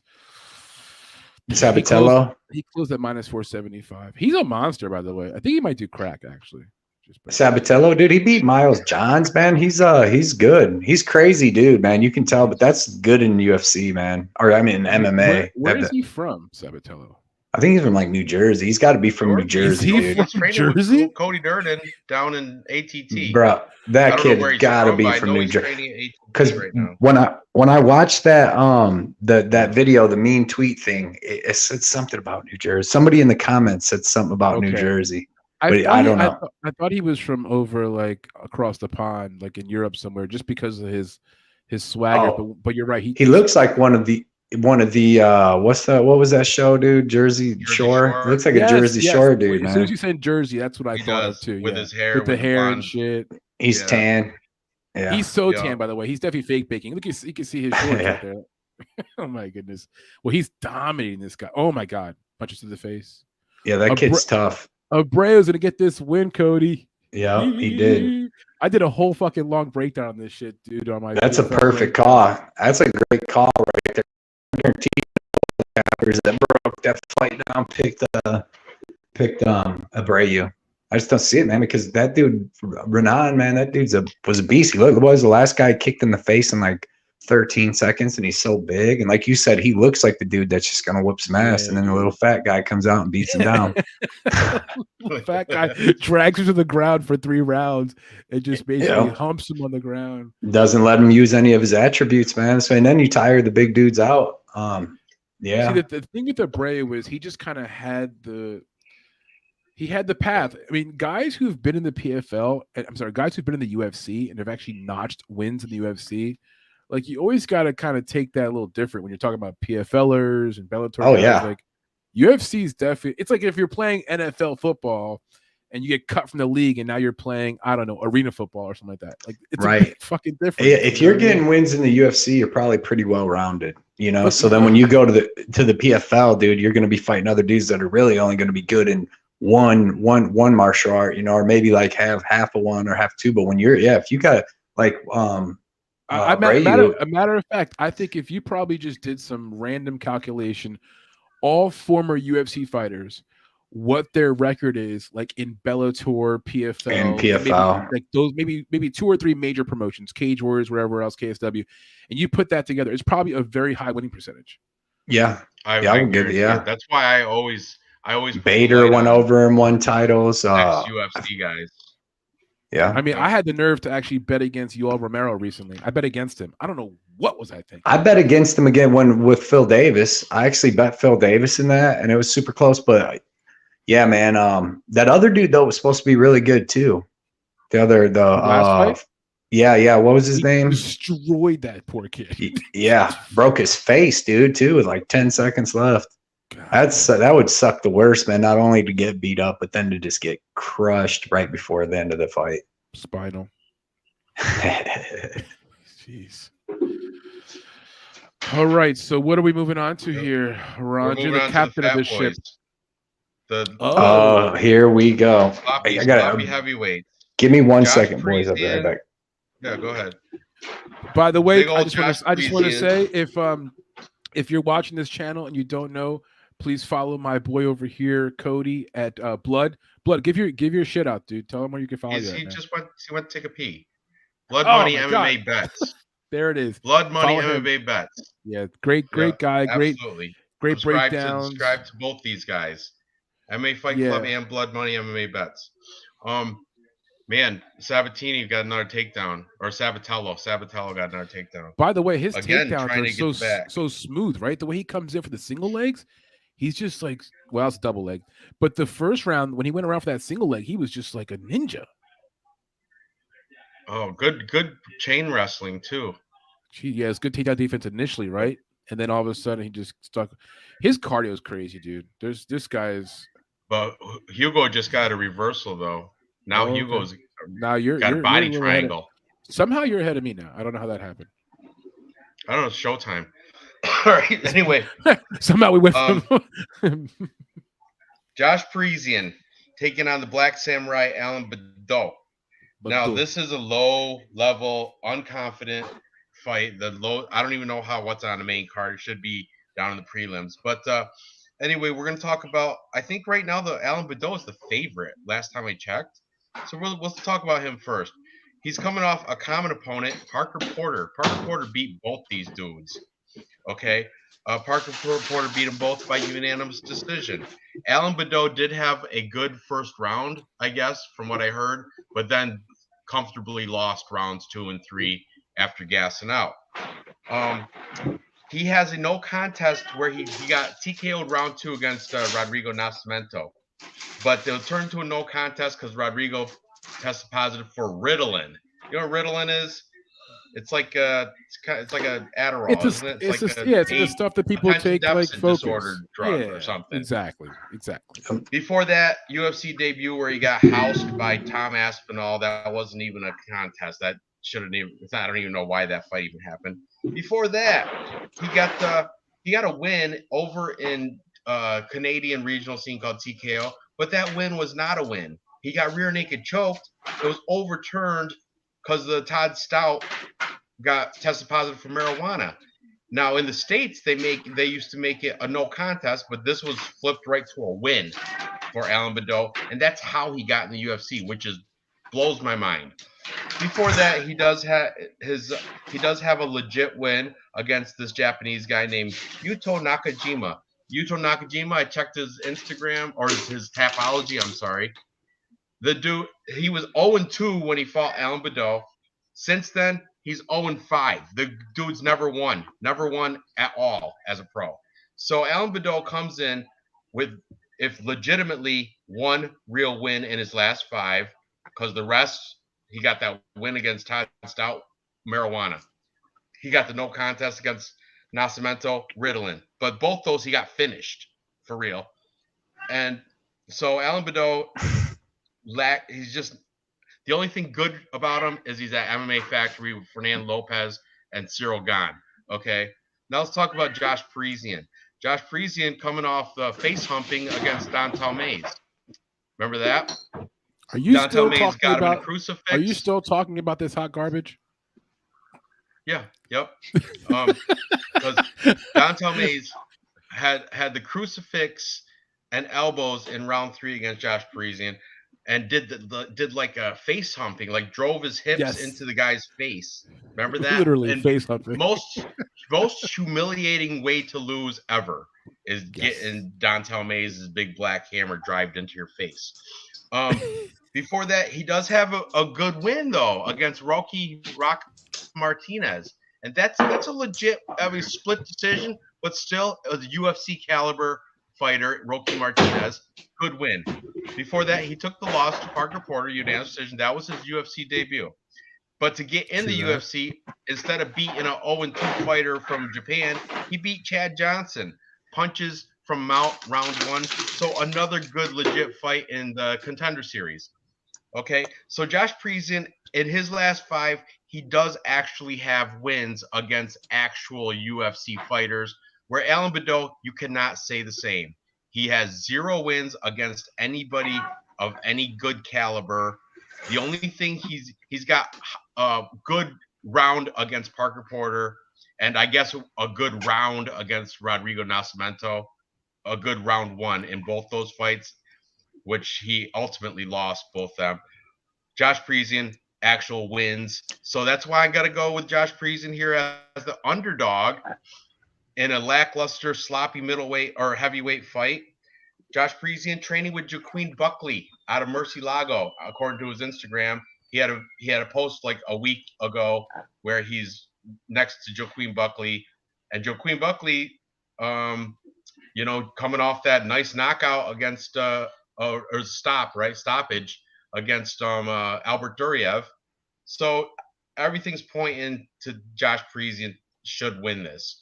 And I'm going to take him by TKO. I think Alan Badeau is going to get knocked out round 2. Just go ahead. You want to talk about this hot garbage? Go ahead. Yeah. Go ahead, Cody. Take it off, dude. The only hot garbage here is Josh Parisian, dude.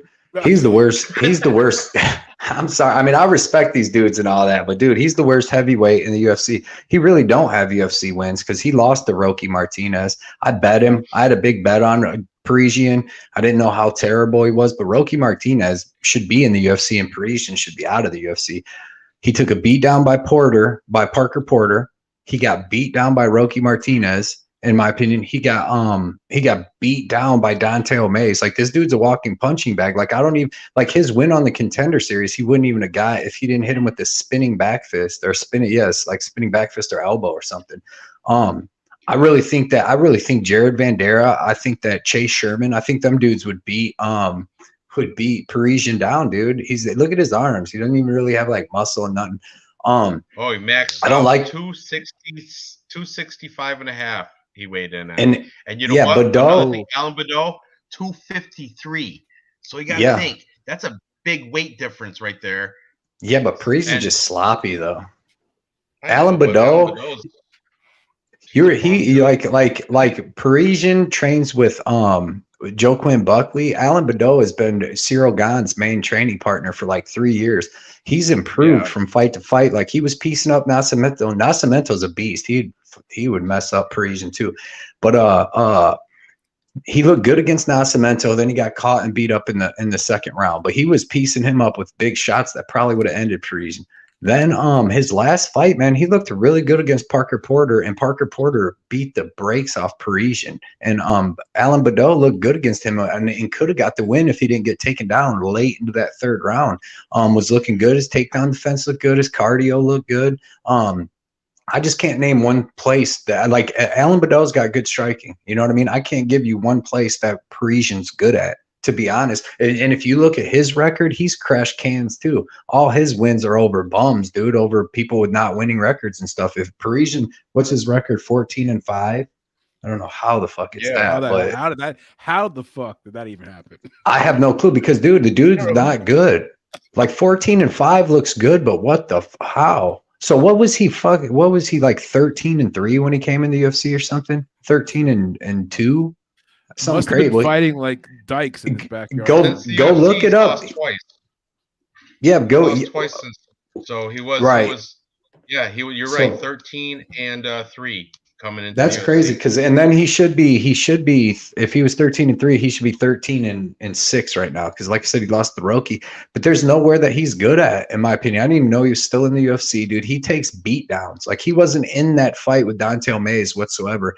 And I just think Badeau, none. And Mays was even taking him down and beating him up too. Like, he doesn't. I just don't know where he's good. I think he's the lowest level heavyweight in the UFC.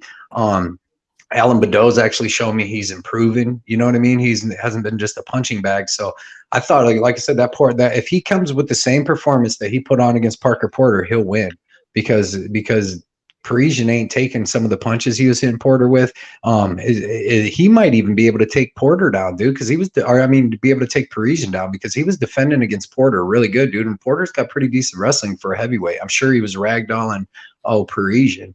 But yeah, if you look at, I can't do it on my phone, but if you look at Parisian's wins, they're all over like dudes that aren't good whatsoever. And he should be 0-3 in the UFC, but I think he's the worst heavyweight on the roster, and it's even money. And Badeau's good at striking just based off that, and his takedown defense is good. I gotta assume that he's gonna beat up Parisian. Well. What we do have here, Cody, is a battle between the two worst heavyweights in the UFC. Yes, yeah, yeah. But Badeau's look better. It's the loser.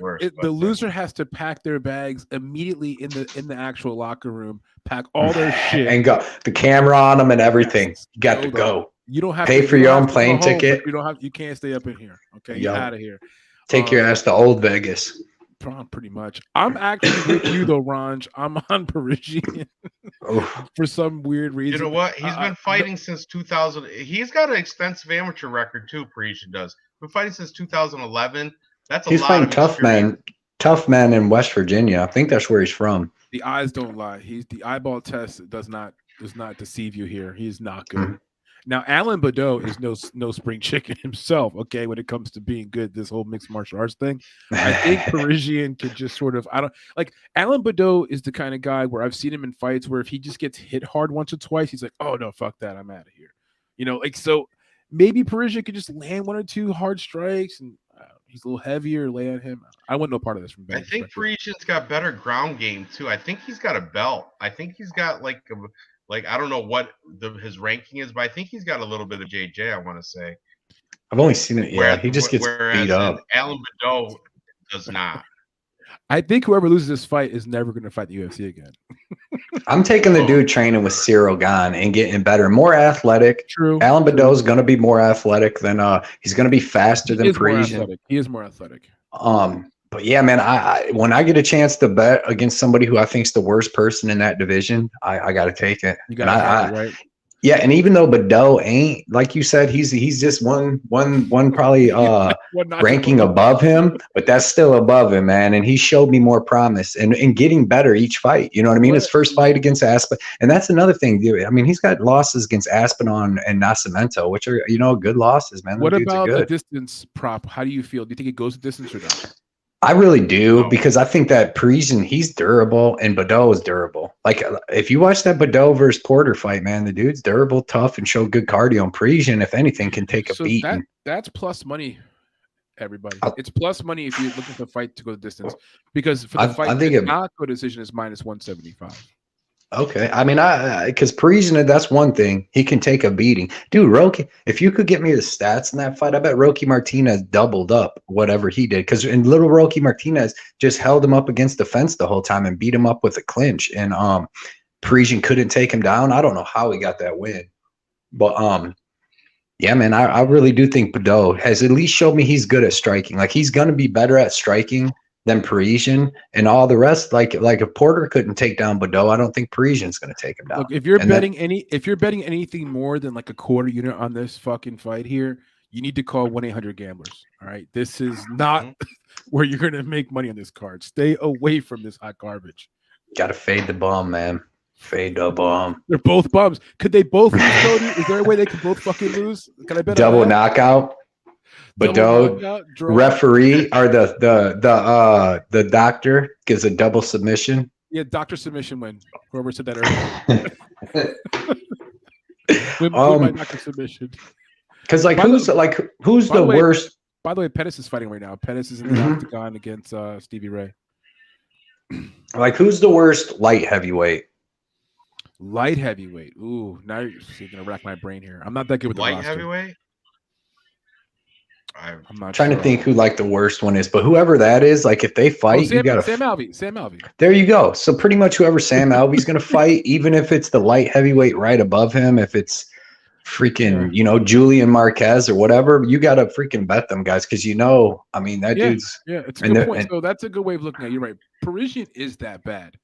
It's terrible. You're right. Because I bet him where I watched it real intense on his fights, man. And I'm like, this fucking guy has no chance of doing anything in the fight. You're like, what? Because that's what I was thinking. I'm like, how the fuck does he have so many wins? But if you go look at it, it's against bums. And that win on the Contender Series, he had to hit that dude with the fucking spinning craziness in order to get that win. Well, he fought on the Contender Series twice. I just looked at his thing. He fought twice on it, and he's won both of them. He had the spinning. He won by spinning back kick or back fist on the first Contender Series fight. This other one, Chad Johnson, he won by punches from Mount in round one. So he does. That dude sucks too. Yeah, I know. I'm sorry. Both Alan Badeau, his whole record's with a bunch of Asian no names. He's got a loss to Dulce Luquiambula, but everybody else is just a random. But he's training with Cyril Gane. That's got to count for something. What's the age difference on these dudes? Do you know? 32 and 34. Parisian's a little bit younger, 2 years. And Parisian's training with Joaquin Buckley, who's coming off a nice win last week. Right. I know different weight classes, but still, he's putting it in. That's on Instagram, legit posted a week ago. Right. Joaquin Buckley. 2 weeks ago or something. 2 weeks ago. Bet him. I bet him against Duryev. So Brandon asked, "Do you have a full unit on this fight? Full unit? No, hell no." What's that? Someone asked if you have a full unit on this fight. Me? What? Yeah. Oh, I do. Man, dude, I'm telling you right now, dude. All right. Dude, you guys are going to see. This is one of my bets, one of my 5 bets. You guys, dude, Parisians. I'm going to tell you on this, actually. I trust you. I'm going to put a little bit. I'm telling you, dude. When Parisian is terrible, he's terrible. I think Badeau is terrible. I think Parisian's a little bit better. But like, all right. So so tell me where you think Parisian. I remember you did break the. He did lose embarrassingly. Dude, Rocky Martinez embarrassed him. Yeah, he was throwing him around. How do you get the W then? How do you get the somebody? I have no clue, dude. I have no clue. But like, can you find the stats? I don't know how to but if you find the stats, I guarantee Rocky doubled. Even when they interviewed Parisian, because that was the night that was the second week of my betting career. Like I'm starting to do this. My first week, I started with the 300 bucks, and I put in a bet on Brian Battle and Dustin Jacoby for like 250, and I won like 600. And then the next week is when I was betting them ones. And Parisian, man, like. I had Bruno Silva beating Wellington Turman, and I had Parisian, a big bet on each one of them singularly, and Parisian got beat. I'm like, this motherfucker, and then they gave it to him, but I don't know how, because Rocky Martinez, even Parisian afterwards was like, man, he beat me, dude. He was like, he was beating me up against the cage. I feel like I got beat up. That's what he said. This motherfucker. So this motherfucker. Is Anthony Pettis getting beat up by Stevie Ray, bro? It was a close first round that probably Pettis may have won, but now round 2, Stevie Ray's got some position control on the ground. Yeah, he's just pounding him. It's like Pettis. Yeah, this is not a good look for Pettis. I mean, yeah, if Pettis loses this fight, dude, like it's got to be done. That's like a lot in a row. Well, he actually won his last fight. Round 5 here, starting up he in beat Bellator. Miles Price, and he looked good. He got a first round submission, but you know, this concerns me because this guy. I remember the Clay Collard and the Rausch Manfredo, them two. That was not good because those were his first 2 PFL fights coming off of the UFC, and he lost. What was the line on this? I think Pettis was -200 to start. It opened around -220ish or so. It closed at -170. So the money started coming in on.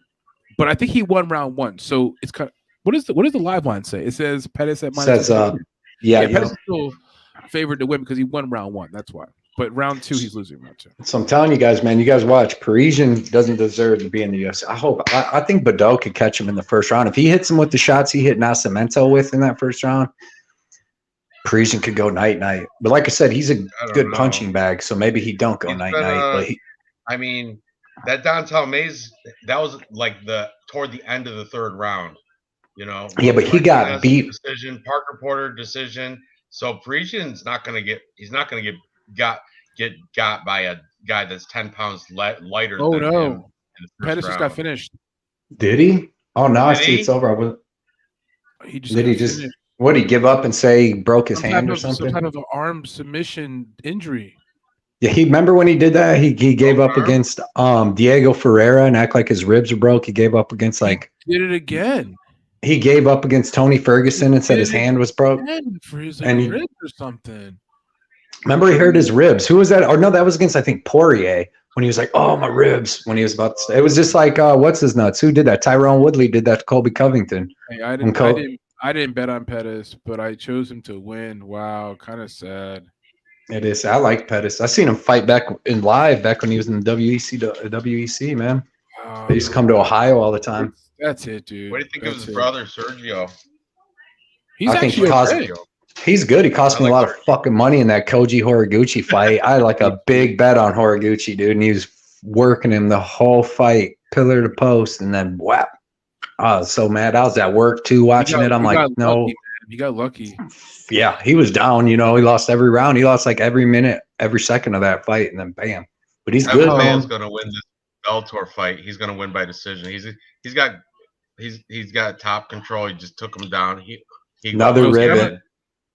Yeah, Sabatello's dominating. I had him in a handful of parlays, so I'm happy to see that. So I would, if Cody Law could have just won, I would have hit my freaking 4-fight parlay I put him. Are these guys still making fun of me in the chat for betting Badeau?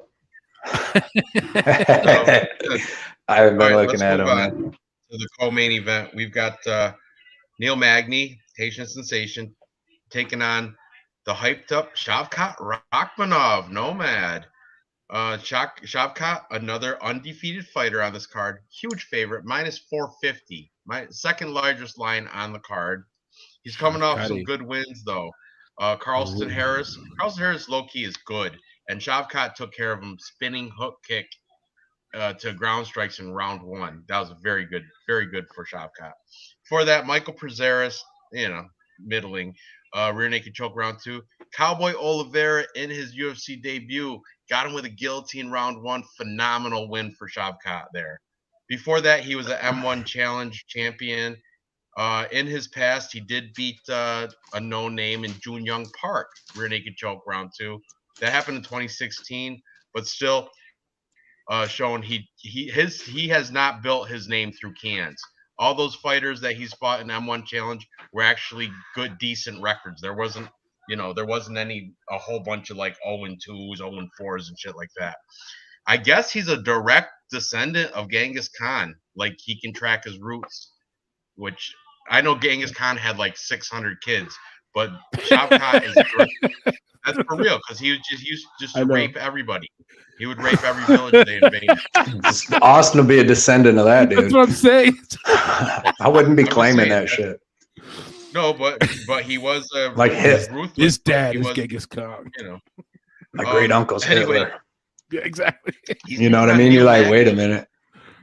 Right? I know you don't want to say that. But Neil Magny, the Haitian sensation, he could spoil the party here. he's got the capabilities too, because he's got a 2-inch height and 3-inch reach advantage. He's got way more experience.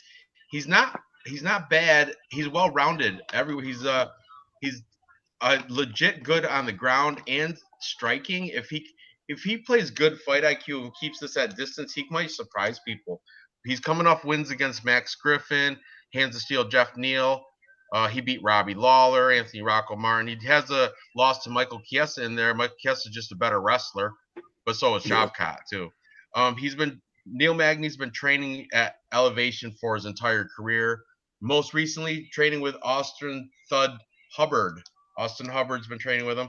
Another thing to note, Neil Magny just had his second baby boy named Dominic. He had it end of May. I don't know the exact date, but the kid came 6 weeks early. That's just something to know. New dads always fight with a little bit more behind them. Shavkat, though, training out of Sanford now, and as I mentioned earlier, he's on Instagram shown with Shailin Nerdambieke. So I'm on the side of Shavkat. He should win. I don't like the line or anything. I'm not going to put him in many parlays because he's minus 450 because the value's not there. But I'm solid with my pick on Tapology there. I'm not even going to hedge Neil Magny. But I would say he does have a chance. It's a fight. And Neil Magny's he's not a chump. I would say he's all right, Neil Magny. So what do you guys got to say about this fight between these two? Well, hit it, Cody. I'm with you on what you're saying, Ranj. Like I got Shavkat. He's a little bit younger, seems to have a little bit more power. But this is a big step up in competition for him because I mean he has been, like you said, he fought like Charles Oliveira, or not Charles, Cowboy Oliveira. Yeah, yep. He looked good against Michel Paharis, which is no, that was good, and he looked good against him. The only thing that I'm even concerned with in this fight, it's good it's in the small cage, so he'll be able to round up Neil Magny, you know what I mean, cut him off a little bit better and stuff, because he's going to have more power. When these dudes, Neil Magny ain't known for power. He likes to use even his little front kick, push kicks, and teats almost as like a jab. He tries to use his cardio to out cardio people, and that's one thing we haven't seen Shavkat go 3 hard rounds. You know, he's 15-0 with 15 finishes. He's got some finishes in the second, but the dude's really good, man. I don't think he's ever seen the 3rd round ever. I don't think he has either.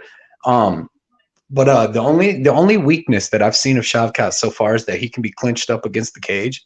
He can be held there for a little bit. Cowboy Oliveira was able to do it. Paharis was able to do it for a little bit, and even Carlton Harris was able to get a little bit. And that's what Neil Magny's really good at. You know what I mean? He likes to clinch you up against the cage. I mean, he likes to be at range too, obviously using his range, but he's not going to want to do that against Shavkat. He's going to hit him with a spinning heel kick or something.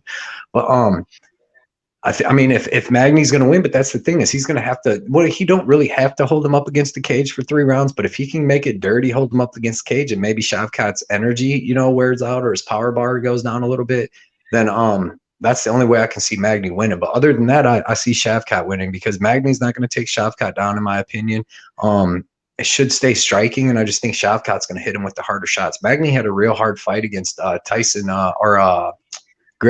Max Griffin in Ohio. I watched that one live. He had a real tough fight against him. I actually thought he lost, and he kind of got knocked out a little bit. He got dropped, and that was a real hard fight. That was only about 3 months ago, I believe. So, yeah, man, it's going to be a good fight. It's going to be a huge test for Shavkat. I have him in a parlay. I got him at like minus 340 a while ago. I have him parlayed with Chris Curtis. Got really good odds with it because I put Curtis in with it, and I like that parlay. And I like Shavkat to get past this. This is a good test, and it's a step up in competition, but it's not, you know what I mean? He's not getting top 5 guy. And I think eventually this dude, if we can see how good his wrestling really is, because he hasn't really been challenged by another wrestler. And even when he's fought other people like Cowboy Oliveira, it's not like there's some dudes that are Khabib in them. They come out, they grab you, they're going to take you down. They're getting a single, they're taking you down. He don't really shoot like that. He's going to get more body lock takedowns and stuff like that. But like I said, when he goes for that, he's kind of getting held up against the cage. Now against Michel Paharis, the little jiu-jitsu guy, he was able to like reverse him a couple times. Like when they were going down, he was able to like just get control, beat the shit out of him on the ground. But that was weird. Real quick, hold that thought. Manny, who's that Is that Rufian Stotts right there in the ring with Danny Sabatello? Yeah. That with the jacket right there? Yeah, with the crazy jacket. Yeah. That'd be a good fight. That'd be a crazy fight. Look at Sabatello just talking shit. Both of them talking. Oh, yeah. Ooh. That's why I like Bellator. They feed into the drama like they almost make it like pro wrestling. You know what I mean? Rufian Stotts is a bad. It got very WWF right there, dude. Let's go. Rufian Stotts is badass. He's an anomaly though. That dude's crazy. But that would be a good fight. They both have high energy. High energy, man. Yeah. Excellent fight. Rufian's fucking, that dude's tough, man. Well rounded. That'd be a really good fight, and he's got a lot of experience. So main events coming up for both. Oh, they're getting in their grills. Ooh. Yeah, that's what I was saying. Rufian Stotts. He's next to the Sabatello. That's why the Bellator is good, but the feeding the drama with that, making it kind of Bellator's got some decent lightweight guys, lowerweight guys. You know? I like the Grand Prix. I like it. I like that they just bring in the next opponent in a street club. Yeah, like right away. Like let's go. Some of them, some of these badass Russians need to make their way over to the UFC, though, man. That Tokov from earlier, that dude, the Nemkov, maybe not Nemkov. That was Corey Anderson. Magomedov.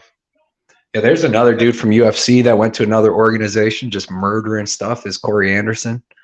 Oh yeah. They go over and just dominate, Except Anthony Pettis, he's the anomaly on that. Pettis. Look terrible Dave tonight. Just chimed in. Where you been all night, Dave? Cleaning water out of his laptop. Yeah, oh no. What's up, Dave? Just sticking in a bag of rice, Dave. Just sticking in a bag of rice. I don't think it works that way, but that's hilarious. I know. That's what my daughter said because she was reading over my shoulder when Dave texted me. He's like, I spilled water on my laptop. Put it into a bag of rice. And Nora's behind me, and she was like, tell him to just put it in rice. I'm like, babe, that's hilarious. That is so fried rice. Fried rice is the best. All right. So anyway, Gregor Masasi. I have him. I want to watch that fight, but that's out of my dang living room. I'm about to watch it right now. Coming on main event. So everybody, Manny, you want to talk about this fight, Shavkat? Let's keep it moving. I'm on Shavkat by destruction. Isn't he 16-0 with like 16? I think he's 16 finishes. I think he's gonna sub Neil Magny round 2. He's gonna finish. He's gonna finish Magny. Yeah, that's my prop. Yep. Finish Magny. You guys agree? All right. Agree. Let's move on. Let's move on to the main event. Arman Tsarukyan, Ahalakhalakets. What a horrible nickname. Taking on Gamer Matus Gamrot. Okay. Arman Tsarukyan's coming off a win against Joel Alvarez, which we mentioned earlier. Spanish fighter, not horrible, not the best, but not horrible. He beat Christos Giagos, who everybody agrees is going to lose tomorrow. He beat Matt Steamroller Frivola, who is a kind of like a gatekeeper style journeyman type. He beat Davi Ramos. Good win there. That's a good fight. And he beat Olivier Oben-Mercier. I think that guy is now in like Bellator, PFL, or one of those, right? Isn't he? Yeah, he just won a fight last week. Yeah. PFL doing really well too. Yeah, who did he just beat? Raf Manfello. Raf Mafia, yep. He has a loss. His UFC debut loss to Islam Makhachev, but that's Islam Makhachev, of course. He's an Armenian-born Russian. On his Instagram, on Tapology says he's training out of Tiger Muay Thai. On Instagram, it just shows pictures of him like mountain biking, vacationing in Hawaii, and it shows like working out at some obscure boxing gym called Capitilo Boxing. Where he just cute. The guy's got the pool noodle, that type of nothing, but it doesn't show him rolling around or doing any training at any big nothing at the UFC Performance Institute, nothing. Weird. Matus Gamrot, on the other hand, coming off wins against Diego Ferreira, Jeremy Little Heathen Stevens, who barely won last week in Bellator, right? Or was that Bellator last week? Where Jeremy Stevens PFL. Won? I think he's in PFL. Yeah. But I guess that was a really close victory. Scott Holtzman, ground and pound round 2, good one. He lost his UFC debut to Guram Kutateladze, which some people are saying that was kind of a robbery. I don't think so. I think Guram did beat him, but still a very close split decision fight there. Before that, he was a 2-weight KSW champion in Poland, and he's got a 3-inch height advantage here. His Instagram shows him training ATT with Dustin Poirier, Jorge Masvidal, Pedro Munoz, his coach Mike Brown, and he brought in a guy from KSW named Krzysztof Klacek, because you want to bring your buddy that you can speak Polish to while you're at camp. But I'm just saying. So, but Gamrot, I'm not saying Armin's not ready or anything, but Gamrot in his Instagram showing him training with all these guys with names like Masvidal holding the pads for him. I seen a video of Armand taking down Davishvili yesterday. I seen a video of him. Oh, yeah. Okay. I haven't checked it since I did the. So I think that's what Syndicate. Maybe was it in the UFC Performance Institute? Maybe, because I know him and Aljamain's been training out in Vegas somewhat. Because I forget who said they were training Vegas with. Has Extreme Couture, Syndicate, and the UFC PI. So I think it was those guys that are overseas just do at PI, but it could be Syndicate. I don't know. Did you see that? You seen that video though too, Manny? Where I didn't see it, but I heard about it, so I know what you're talking about. Okay, well that's news. That's good. That's good. I'm on the side at the plus 240 underdog. I'm gonna take Mateusz Gamrot for here. Just I like what I've seen from him. I don't see. I understand Arman Tsarukyan is phenomenal, but Mateusz Gamrot also I think phenomenal. It's going to be. Do you see that animal that he hunted last week on his head? What? The animal that he killed last week that he's wearing on his head. What the fuck is Shavkat? Yeah, Shavkat's wearing a on his head. Oh, here? Yeah. Against Magny? He killed that last week. What is it? A fox? Mink? Maybe. What is that? I think he has that. That's the Genghis Khan stuff. Yeah. Oh yeah, he's direct descendant. There's a couple of them. There's a couple of the dead animal. Umar wears something on his head, and there's somebody else too that wears what's something. His name? Zako Zumagulov. He's got the hawk that kills the shit for him, and he wears that stuff on his head. Oh yeah, that Shaolin dude usually wears something crazy on his wearing head too. Dead animals on their head. Oh, he wears that Chinese hat that looks like little, like you can put a spinny top on it. Oh yeah. Oh look. They said it was bong water. Oh no! Bong water, even better, even better. Yeah, Rice isn't gonna do anything for that. That's terrible. He brings it in to get it fixed, and they're like, "Oh, dude, what did you spill on this?" Okay. At least he's in Canada. Canada. Legal everywhere up there. Pretty much. That's the worst, though, dude. So on this fight, man. Bear man with me. I'm taking Gamrot. I'm taking the gamer at plus 240. Christ. Right. I see why not. It's gonna be a good fight. At first, before I watched any tape, and I went to the casino, I'm like, man, I want to bet Gamrot. I'm like that plus money. Excuse me, all that. I really like it. I was like, because Gamrot's really good. And then, dude, I think that Capololeza dude could be getting. It's a close fight. I'm watching it right now. It's close. He's a big favorite too, so it's like he's wearing some damage. I mean, it's still minus 1,400, but it looks like he's getting beat up a little bit. He just took a shot there. Oh boy, it's getting wild. Okay, Jesus, it's getting really crazy now. I know that. But when I watch the tape, pretty much everywhere the fight's going to be, I think that Arman Tsarukyan is just a little better. I think his wrestling is going to be a little better. Mateusz Gamrot's got that good ankle pick, single leg. But I mean, I don't think he's going to get Arman Tsarukyan with that. But I think that Tsarukyan has a little bit better wrestling. I think his striking is a little better. I think it's faster. I think he uses his jab a little better. Even though Mateusz Gamrot has good striking, it's like when you watch them fight Guram, man, he was pretty slow. Like that's why he was getting kicked and kicked everywhere, basically. And then the other thing that I really didn't like was that when he fought Diego Ferreira, I had a bet on Gamrot, and the first round was crazy back and forth, little striking, and then they did some scrambles and stuff. And I swear in the second round before Mateus Gamrot got that weird finish, it looked like he was slowing down just like a little bit. And if you're like Sarukian, man, you can't start slowing down with him because I guarantee he's seen that they're gonna try. Even if he takes Mateus down and Mateus got good jiu-jitsu, probably good get up game and gets up, it's still gonna wear on him a little bit. And then when I put my bet in on Instagram, I had somebody, one of my guys telling me, they were like, because I was like, I feel like Arman's a little bit better in every aspect of MMA, and then they said that Gamrot had better BJJ credentials, but I mean, I think that if Arman Sarukian pulled up to any of them European jiu-jitsu tournaments, I don't know if Gamrot walks away with the title in one of them, because Sarukian's got great jiu-jitsu himself. When he fought Makhachev, that was what, 3-4 years ago or something like that, and he was only like 22 years old, came in on like 3 days notice. And he came in on a short notice. Yeah, and he was able to go, you know, technique for technique with Makhachev on the ground, even land his own takedown, you know, and that, like I said, that's at 22 years old. So he's only getting better and better. Striking's looking a little better.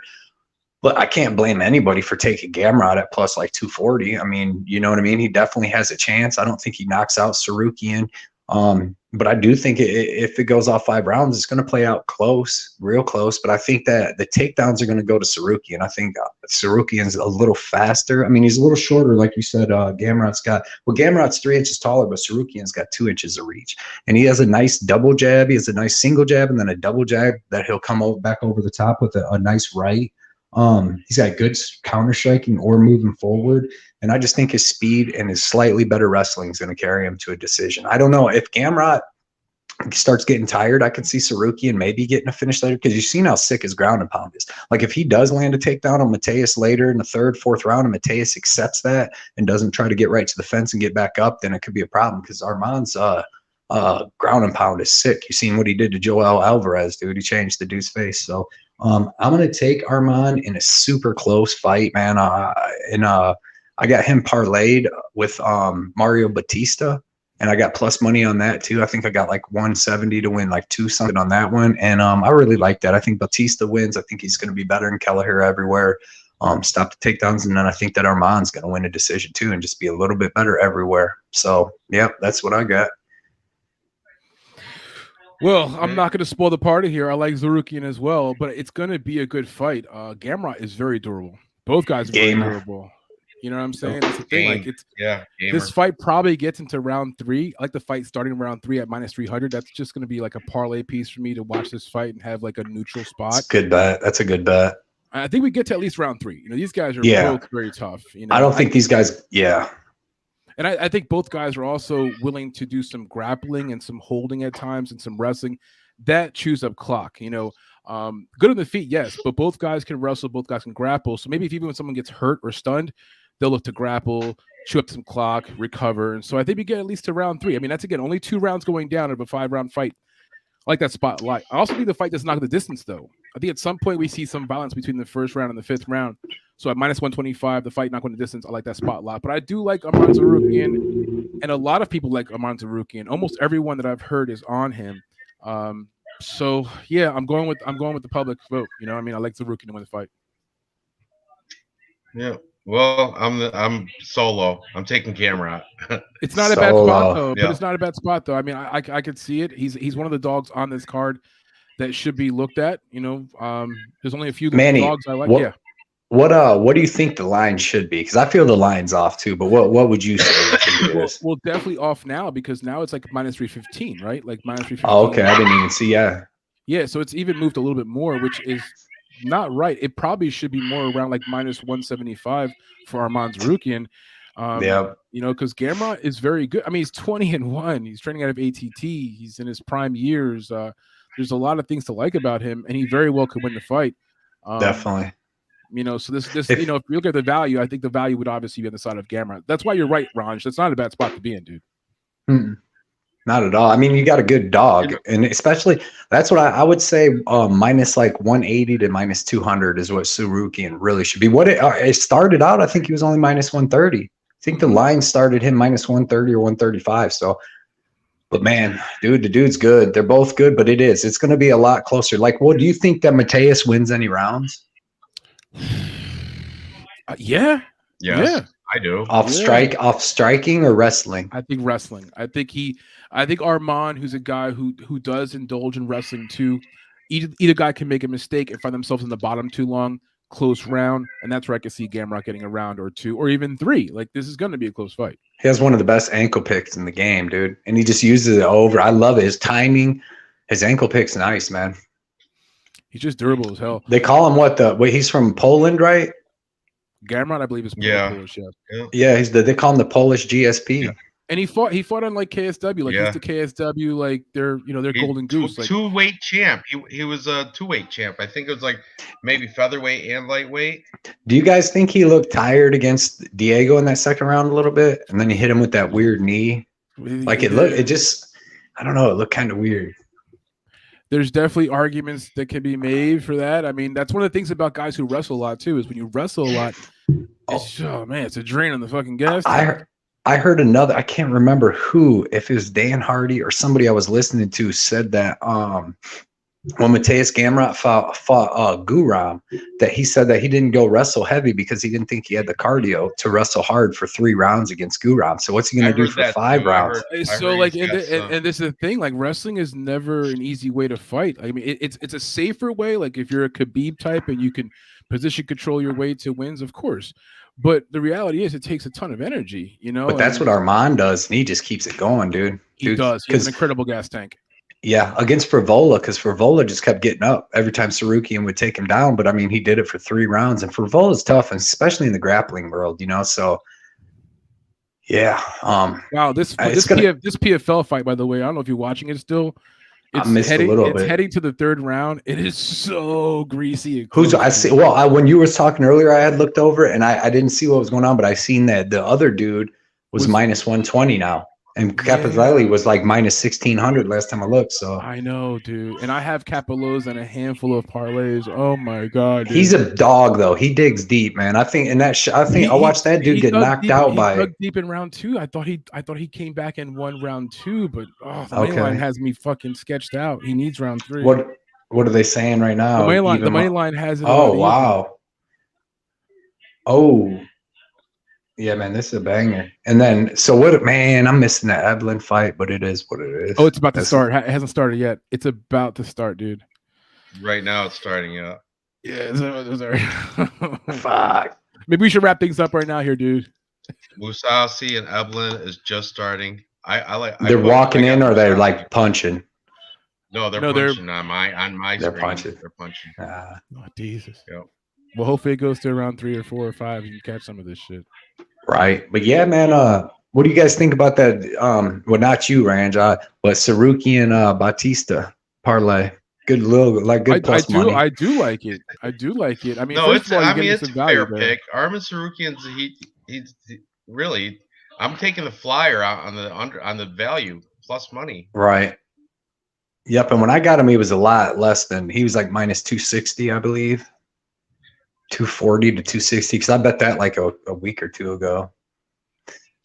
Man, I'm watching this Capoloza fight so intently. Jesus, this is so close. If he loses, I'm gonna so regret betting on him. Was it Ante Delila or whatever that knocked that Sheffield dude out last time? I watched him get knocked out just like a month or 2 ago. It was 2 months ago.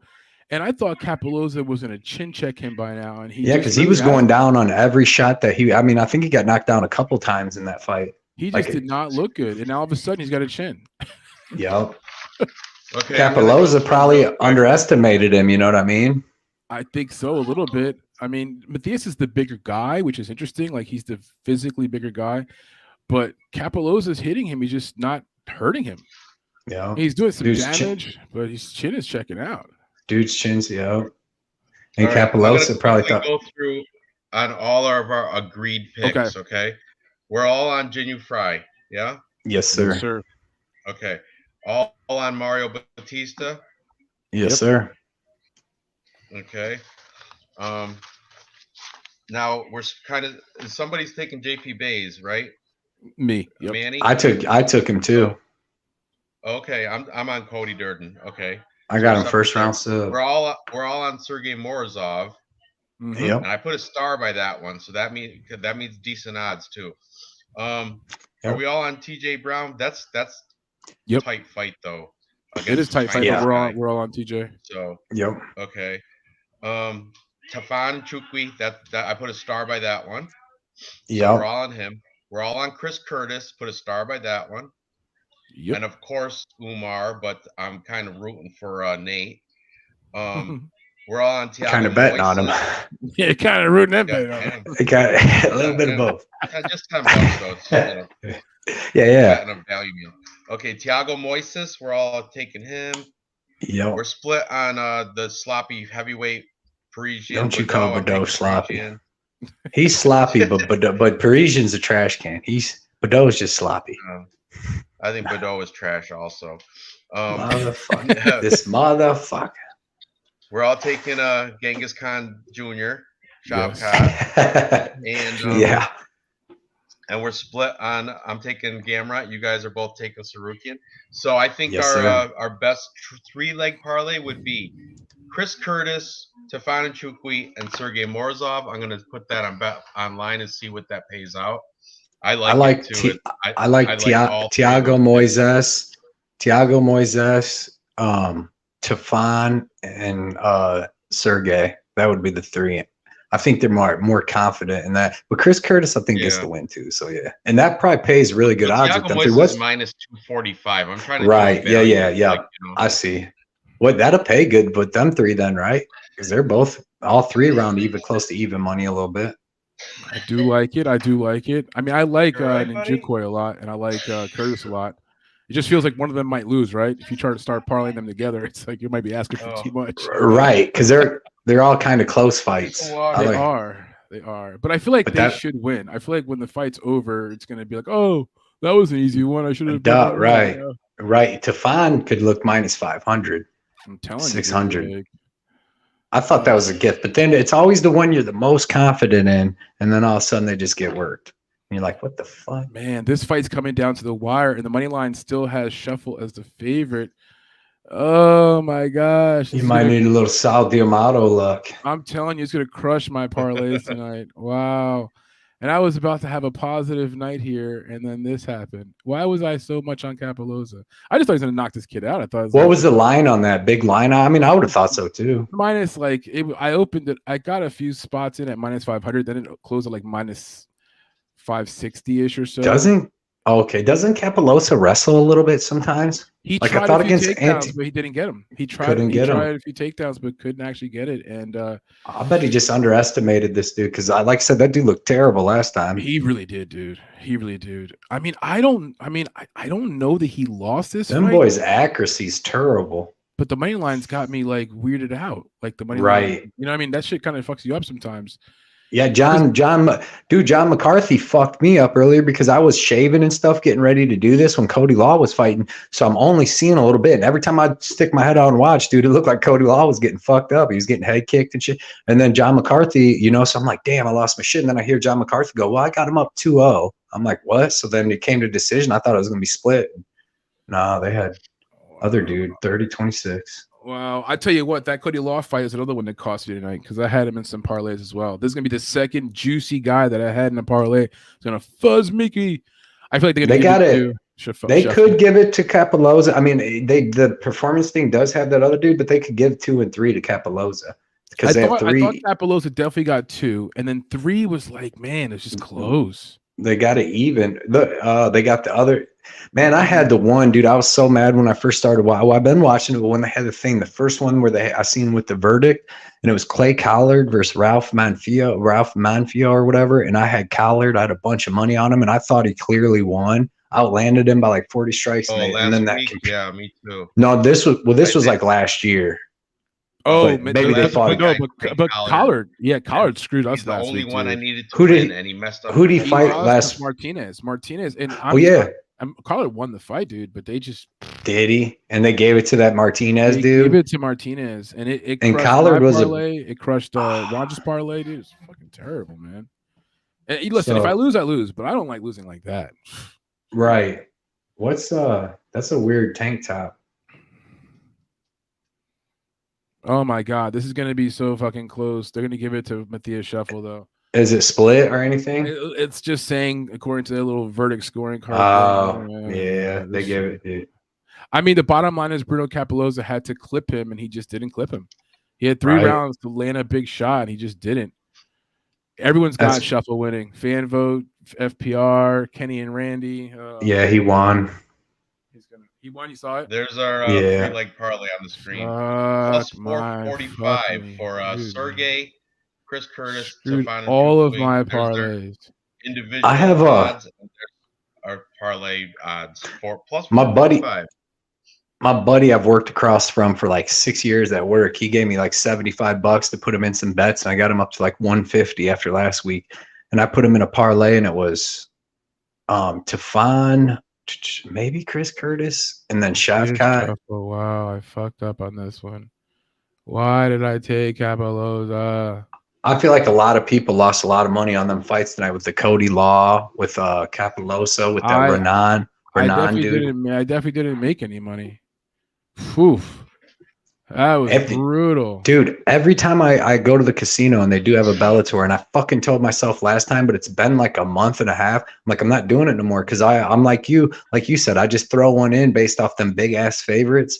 And you know, yeah, dude, it fucks you, right? It comes back every fucking time. The last time I forget, it was some dude in England, and he got beat by some dude, and I'm like, motherfucker. And it's just like, and then I tell myself, never again. But now, never again. But I think they had like a month break or some shit. So I forgot that I'm not supposed to bet that shit because that Cody Law fight. You're like, yeah, I forgot I was supposed to bet that shit. I mean, I went minus 0.13 tonight on PFL, so I didn't really lose or make anything. Right. But on Bellator, I went minus fucking 2 units, minus 200, because I had the Capelloza tied into that shit, and it just Law sucks. Law and Capelloza. Yeah. Those 2 tonight cost me. Law and Capelloza, and look at that, they were 2 huge ass favorites. Huge favorites, yeah, and it just that Cody Law cost me on my 4 fight one. The other 3 won. So man, all that get it back. Get it back Ryoji tomorrow. Kudo parlayed with Sabah Homasi and Chris Wade. The 3 of them. Oh, nice. Yeah, that paid me out plus 180. Sweet. I should have put more money onto it, but I round robined it. I lost a lot though. Man, well, I guess I picked up the toe Brent Primus took the loss. That would have won me a lot. Was he a favorite? Sorensen. No, she looked terrible. Plus 185. Yeah, okay. I don't know. I thought Kat Zingano, I thought her days were behind her, you know. Yeah, yeah. Whatever. Oh no, but she looked good. I was actually strong on that play. Did you see that one girl could have took a win? She got dude Kazagano kneed her in the face with her knee down, like cracked her, dude. Yeah, that was in that girl. 1. She could have took the out because her face was bleeding for some other shit. I thought she was gonna do it. I thought she was gonna do the whole like I'm done because she was losing the fight. She was getting her ass. Bro, she was beat. Yeah, her face was fucked up. Like she was already bleeding. Yeah, and she's tough. She's a real fighter, man. I was worried. I had some money on Zingano, so I was worried it was gonna stop at that point. I was glad she decided to keep fighting. That was nice of her. I didn't realize Zingano was almost 40 years old, man. Yeah, dude. Are these Musasis? Are they like brothers? Sabah and no, it's Sabah. It's Sabah Homasi. Yeah, Homasi. Yeah. That's okay. That fucker killed one of my parlays too. That's when I was like, I'm done. When he choked, I think it was like Jamel something like that, Willis, and I had a big parlay, and that dude was the last leg of it, and that Saba dude came in and just choked him out. So in like a minute. Why did I place? Oh, I did place a hedge bet on fucking on Matthias Shuffle. Oh, that's nice. What was the one big underdog that you had? Abreu. Abreu, I had him. I just missed the main event. He was plus 450. That was nice. That is nice. Yeah. Jesus. But even with that though, I still fucking because of all my other shenanigans. If it's almost better to on them big ones instead of betting the favorites, I guess trying to pick like the 2 big giant underdogs that are going to win each week on them Bellators and stuff. Because man, dude, every time one of them, the PFL does offer a lot of crazy lines where You know, if you could just find the 1 or 2 spots, the numbers are usually really big. Yeah, because in the UFC, never is somebody minus like 600, and then they go out and get 30-26 by 2 judges. Have like they might go out and get like freaking 29-28 or get like unluckily knocked out. But they usually, you know, if somebody's that big of a favorite, it's because they're really fucking good. But we're taking a big favorite on Cody Law at minus 700 when the dude's got 6 fights, you know, and we just don't know. Right? And he comes out and gets like beat every freaking round. Like that should never happen when in the UFC is some, you know what I mean? Somebody's minus 600. You'll never see him just come out and get worked. That's just wild. Now looking back at till Nate does it tomorrow. Till Nate Maness does it. I'm just right. He could. But if he does, man. Thinking, though, right? He would be the guy. He would be the guy on the card. He would be the one that would do it because he's the biggest underdog. And he's got the power to do it. Obviously. I've got the power. All right, guys, I'm gonna wrap this up. All right, Ranj, you got some time to catch part of the Bellator final. This Musashi fight, which is I had a great time tonight, guys. Everybody with everybody in the chat. The chat, good time. For hanging out. I a lot of knowledge. You guys coming on to the live stream tonight. Good luck tomorrow with all your bets. I think our parlay right there. I think that's a winner. I think I might even double down on that. I like those. I like Morozov, Curtis, and Nchukwi confidently to win their fights. What do you guys do? Like me and Johnny was thinking before one of these pay-per-view events. I'm hoping this next one maybe, but I might be out of town. But we're gonna do like a thing where we just go live for like an hour before one of them shows and just talk about like, you know what I mean, the fights. And we're gonna bring bring like 2 other cappers on each time. So have you 2 guys could come on the first time if you want. I'm down, dude. Yeah, I mean, I'm down anytime. Depends on what time. What time's the pay-per-view start? Is it late night? Is it one of those? Yeah, they usually start around 6 or 7 Eastern. So yeah, sometimes you get a little earlier ones, but that's I can. I don't see why not. I'm around. Yeah, no, I'm down, dude. Just let me know. Heck yeah. Yep. All right. Yeah, definitely shoot you guys messages. Tune into chat. Everybody tune into Blood Money MMA Bets, MMA Fight Club, and of course Capper Comparison Picks throughout your week. Yes. Matter of fact, also tune into Johnny K Picks. I'll give him a shout out as well. Fantastic stuff. Good luck on everybody's bets, and I hope to see you guys all next week. All right. All right, guys. Have a wonderful night. See you guys, man. Had a great night with you guys, man.